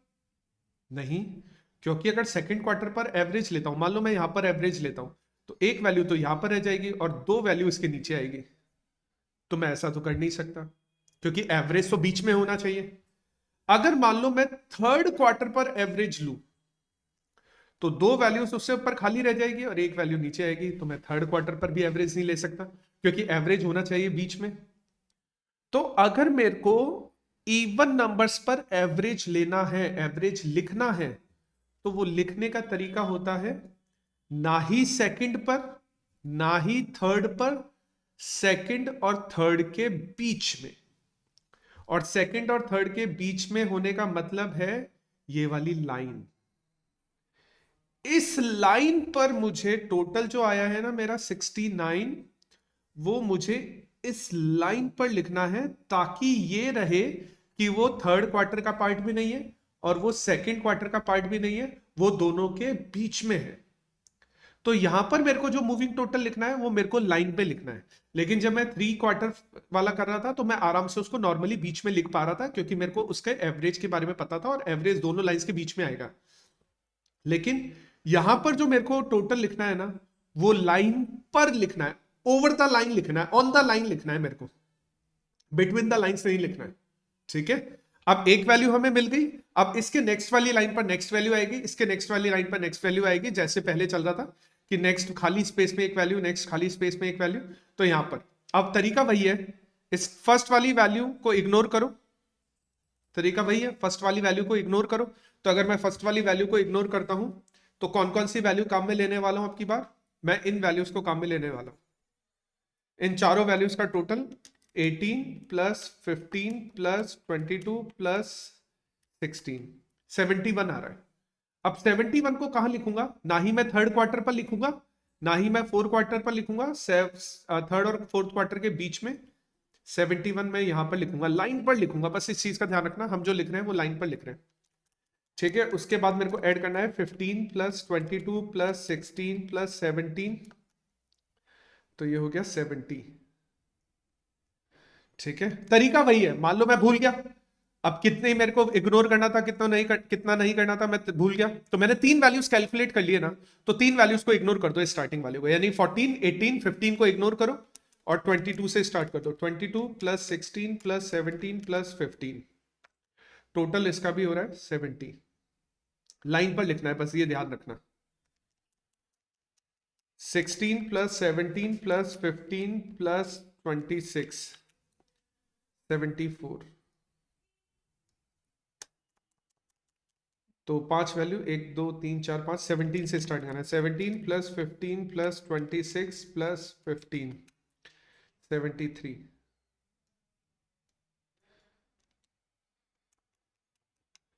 15 plus 26, 15 plus 26 plus 15 plus 12, 68। Calculation एक बार तुम लोग चेक कर लेना, हो सकता है मेरे जल्दबाजी में कैलकुलेशन गलत हो जाए, तो तुम एक बार कैलकुलेशन चेक कर लेना, बस कॉन्सेप्ट समझ में आना चाहिए, कॉन्सेप्ट इंपॉर्टेंट है। भूल गया, 1 2 3 4 5 6 7 इग्नोर करनी है, 1 2 3 4 5 6 7 इग्नोर करनी है, यानी 26 से स्टार्ट करना है। 26 प्लस 15 प्लस 12 प्लस 16, तो ये वापस से 69 हो गया। ठीक है, नेक्स्ट है 15 प्लस 12 प्लस 16 प्लस 25, ये लास्ट वैल्यू आएगी, क्योंकि ना देखो मैं बता देता हूं, लास्ट में हमने इन चार वैल्यूज को ऐड किया है, लास्ट में हमने इन चार वैल्यूज को ऐड किया, इन चार वैल्यूज को ऐड करने पर एवरेज आ रहा है इनके बीच में, तो मैंने इनके बीच में लिख दिया। अब मैं ना अगर 4 क्वार्टरली करना चाहूंगा तो पॉसिबल नहीं है, क्योंकि अब मैं इग्नोर करूंगा ना ऊपर वाली वैल्यूज को, तो मेरे पास केवल 3 वैल्यूज रिमेनिंग रहेगी, और मेरे को करना है 4 क्वार्टर्स का एवरेज, तो इसलिए मैं इन 3 वैल्यूज को यूज नहीं कर सकता, ये मेरे पास लास्ट मूविंग टोटल आएगा। इस क्वेश्चन में अब प्रॉब्लम क्या हुई, जब हम 3 इयर्स वाला कर रहे थे ना, या जब हम 3 क्वार्टर्स वाला या 5 क्वार्टर्स वाला करेंगे, तो प्रॉब्लम नहीं आएगी, क्योंकि हमें पता होगा कि एग्जैक्टली वो मूविंग टोटल वाला नंबर है ना, कौन सी वैल्यू को कौन से पीरियड को रिप्रेजेंट कर रहा है। जैसे कि 47 रिप्रेजेंट कर रहा है 2020 के सेकंड क्वार्टर को, 55 रिप्रेजेंट कर रहा है 2020 के थर्ड क्वार्टर को, 53 रिप्रेजेंट कर रहा है 2020 के फोर्थ क्वार्टर को, ऐसे पता चल रहा है। यहां पर हमें अंदाजा नहीं है कि कौन से नंबर कौन से वैल्यू कौन से पीरियड को रिप्रेजेंट करें। जैसे ये फर्स्ट वैल्यू है 69, ये 2020 का सेकंड क्वार्टर भी नहीं है, ये 2020 का थर्ड क्वार्टर भी नहीं है, ये जो 69 है ना, ये 2020 के सेकंड और थर्ड क्वार्टर के बीच में है। इस प्रॉब्लम को दूर करने के लिए एक और टोटल किया जाता है, जिसको बोला जाता है सेंट्रल टोटल। सेंट्रल टोटल में जो भी वैल्यूज हमने मूविंग टोटल किया है ना, उन वैल्यूज में से दो दो के पेयर बनाकर उनको ऐड करना स्टार्ट कर देते हैं। कैसे बनाते हैं? जैसे पहले मैं बनाऊंगा, मैं समझाने के लिए लिख देता हूं, पहले मैं बनाऊंगा इन दोनों का पेयर, ठीक है, फिर मैं बनाऊंगा इन दोनों का पेयर, फिर मैं बनाऊंगा इन दोनों का पेयर, फिर मैं बनाऊंगा इन दोनों का पेयर। ये वैसा ही है, दो दो वैल्यूज ऐड कर रहे हैं, और हमेशा ऐसा ही होगा, चाहे 4 इयर्स का, चाहे 4 क्वार्टर का करो, चाहे 6 क्वार्टर का करो, चाहे 8 क्वार्टर का करो। इवन नंबर के लिए कर रहे हो तो ऐसा ही करोगे। पहले जितने के लिए बोला गया, जैसे 4 के लिए बोला गया है तो 4 का टोटल किया, अब दो दो का पेयर बनाकर टोटल करना है, हमेशा ऐसा ही करोगे। डजेंट मैटर कि 4 का पूछा है, 6 का पूछा है, 8 का पूछा है, 10 का पूछा है, कोई फर्क नहीं पड़ता। जो सेंट्रल टोटल होगा ना, वो हमेशा दो दो वैल्यूज का ही होगा। तो पहले मैं करूंगा 69 प्लस 71, टोटल हो गया 140। अब इन दोनों के बीच में है, ध्यान रखना, दोबारा से समझ लो। 69 2.5 पर है, 71 3.5 पर है, और 2.5 और 3.5 के बीच में क्या होगा? 2.5 और 3.5 के बीच में होगा 3। तो अभी मैं जब इनका टोटल करूंगा और टोटल आ रहा है 140, तो 140 मैं लिखूंगा थर्ड क्वार्टर के सामने। तो फर्स्ट वाली वैल्यू आ गई मेरी 140, तो 140 को मैं लिखना स्टार्ट करूंगा यहां पर। अब मेरे को पता लग गया कि ये 140 थर्ड क्वार्टर को रिप्रेजेंट कर रहा है। फिर मैं वही एक वैल्यू को इग्नोर करूंगा और 71 प्लस 70 141। अब मैं दो वैल्यूज को इग्नोर करूंगा, 140 आ जाएगा ये। फिर मैं एक और वैल्यू को इग्नोर करूंगा, इन दोनों के बीच में लिखना है मेरे को, तो इन दोनों के बीच में आ जाएगा 144। इन दोनों के बीच में लिखना है 147। इन दोनों के बीच में लिखना है 73 प्लस 68 141। इन दोनों के बीच में लिखना है 137, और लास्ट में इन दोनों के बीच में लिखना है, तो ये भी 137 ही होगा। और फाइनली मुझे करना है मूविंग एवरेज, ठीक है। तो लास्ट कॉलम है 4 क्वार्टरली मूविंग एवरेज। अब कैसे करेंगे, ध्यान से समझना। 69 कितनी वैल्यूज का टोटल है? 4, ठीक है। 71 कितनी वैल्यूज का टोटल है? 4। डजेंट मैटर कि उसमें कुछ वैल्यू रिपीट हो रही है नहीं हो रही है, हम उसके बारे में बात नहीं कर रहे। 69 4 वैल्यूज का टोटल है, 79 भी 4 वैल्यूज का टोटल है, और ये 140 है ना, इन दोनों का ग्रैंड टोटल है। तो 140 है ना, टोटल 8 वैल्यूज का टोटल है। 140 जो यहां पर हमारे पास में है ना, उसको 140 लाने के लिए हमें 8 टाइम्स वैल्यू को ऐड करना पड़ा, वैल्यूज को ऐड करना पड़ा, ठीक है। 69 4 वैल्यूज का टोटल है, 71 भी 4 वैल्यूज का टोटल है, और 140 है ना, दोनों का ग्रैंड टोटल है। तो 148 वैल्यूज का टोटल हुआ ना, तो यहां पर एवरेज करने के लिए 8 से डिवाइड करेंगे। लास्ट वाले में हमने 3 से ही डिवाइड करके काम चला लिया था, क्योंकि हमें यहां पर सेंट्रल टोटल करने की रिक्वायरमेंट नहीं पड़ी थी। लेकिन हमने यहां पर सेंट्रल टोटल किया, और सेंट्रल टोटल करने की वजह से ये जो 140 आया है ना, ये अब 4 वैल्यूज का टोटल नहीं है, अब ये क्यूमुलेट होके 8 वैल्यूज का टोटल हो गया है। तो इस बार मुझे अगर एवरेज करना है तो 140 डिवाइड बाय 8 17.5। फर्स्ट वैल्यू आएगी 17.5। नेक्स्ट आएगा 141 divide by 8, 140 divide by 8 17.5, 141 divide by 8 17.625, ये वापस से 17.5 हो जाएगा। बस ये कॉन्सेप्ट समझ लेना, हमने 8 से क्यों डिवाइड किया। दोबारा से, ये 4 का टोटल, ये 4 का टोटल, और ये इनका ग्रैंड टोटल, तो ये 8 वैल्यूज का टोटल हो गया अब ये, ठीक है। इसलिए हम इसको 4 से नहीं, अब इसको हमें 8 से डिवाइड करना पड़ेगा। तो अगर है ना ऑड नंबर्स पे चल रहा है ना, तो डिवाइड बाय 3 5 7।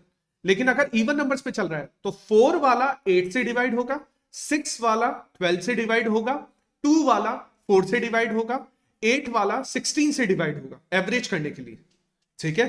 अगर 8 क्वार्टरली मूविंग एवरेज पूछा जा रहा है तो एवरेज करने के लिए 16 से डिवाइड होगा, क्योंकि वहां पर 2 नंबर्स ऐड हो चुके होंगे क्यूमुलेट होके, और वहां पर वो क्यूमुलेट होने की वजह से वो टोटल है ना 4 नंबर्स का या 8 नंबर्स का या 6 नंबर्स का नहीं रहेगा, वो डबल का हो जाएगा, इसलिए उसको इस तरह से डिवाइड करना पड़ेगा।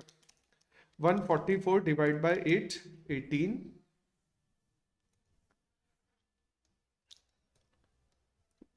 147 डिवाइड बाय 8 18.375,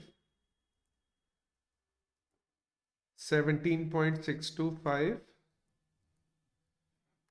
137 डिवाइड बाय 8 17.125, और लास्ट वुड बी 17.125। और ये हमारा फाइनल आंसर है, दैट्स इट। इसके अलावा हमें और कुछ नहीं करना है मूविंग एवरेज को बेस लेकर। तो मूविंग एवरेज में 2 ही तरह के क्वेश्चन होंगे, या तो ऑड टर्म्स के लिए पूछेगा या इवन टर्म्स के लिए पूछेगा। ऑड टर्म्स में कुछ नहीं करना है, जितनी टर्म्स के लिए पूछे उतने को ऐड करना है। स्टार्टिंग में तीन टर्म्स को ऐड करोगे जैसे यहाँ पर, फिर एक को इग्नोर करोगे, फर्स्ट वाली टर्म को इग्नोर करोगे, फिर तीन टर्म्स को ऐड करोगे, फिर दो टर्म्स को इग्नोर करोगे, फिर तीन टर्म्स को ऐड करोगे, इस तरह से चलेगा और यहाँ पर 3 से ही डिवाइड हो जाएगा। लेकिन 4 क्वार्टरली यानी जो इवन नंबर्स वाले टर्म्स चल रही है, तो वहां पर तुम्हें थोड़ी सी प्रॉब्लम ये होगी, क्योंकि जैसे यहाँ पर 69 है ना ही 2020 के सेकंड क्वार्टर को रिप्रेजेंट कर रहा है, ना ही वो थर्ड क्वार्टर को रिप्रेजेंट कर रहा है, वो उन दोनों के बीच में आ रहा है। तो इस प्रॉब्लम को खत्म करने के लिए हम सेंट्रल टोटल करते हैं, और सेंट्रल टोटल में अब हमें पता लग गया कि 140 थर्ड क्वार्टर को रिप्रेजेंट कर रहा है, क्योंकि वो 2.5 और 3.5 के बीच में लिखा जाएगा। तो 2.5 3.5 का बीच क्या होता है 3, तो यहां पर 140 आएगा। लेकिन इस बार जो 140 है ना, ऊपर जो हमने क्वेश्चन किया था 3 क्वार्टरली वाला, हमने वहां पर सिंपली 3 से डिवाइड किया था, लेकिन यहां पर एवरेज करने के लिए हमें 8 से डिवाइड करना पड़ेगा, क्योंकि यहां पर ग्रैंड टोटल हो जाता है क्यूमुलेट होने की वजह से। ठीक है, तो इस तरह के क्वेश्चंस मैं तुम्हें 2-3 और क्वेश्चंस इस तरह के प्रोवाइड करवा दूंगा। इस वाली वीडियो के लिए फिर इतना ही काफी है। तुम इन क्वेश्चंस, जो भी मैं क्वेश्चंस को तुम्हें दूंगा, तुम उनको ट्राई करना, और अगर तुम्हें उन क्वेश्चंस में कोई प्रॉब्लम आती है, अगर तुम्हें कोई कंफ्यूजन है, तो तुम एक बार मेरे से क्लियर कर लेना। इस वीडियो के लिए इतना ही काफी है। और ये हमारा जो फोरकास्टिंग वाला चैप्टर है, उसमें जो नया कॉन्सेप्ट ऐड हुआ है मूविंग एवरेज वाला, वो मूविंग एवरेज वाला कॉन्सेप्ट भी यहाँ पर कवर हो जाएगा। ठीक है, तो ये वाला अपना काफी है। इस वाले चैप्टर में 1-2 क्वेश्चंस और है, मैं तुम्हें 1-2 क्वेश्चंस और प्रोवाइड करवा दूंगा, तुम उनको सॉल्व करना। अगर उनमें कोई प्रॉब्लम आती है तो तुम मेरे से कंसल्ट कर लेना। ठीक है, ध्यान रखना तुम सब लोग अपना।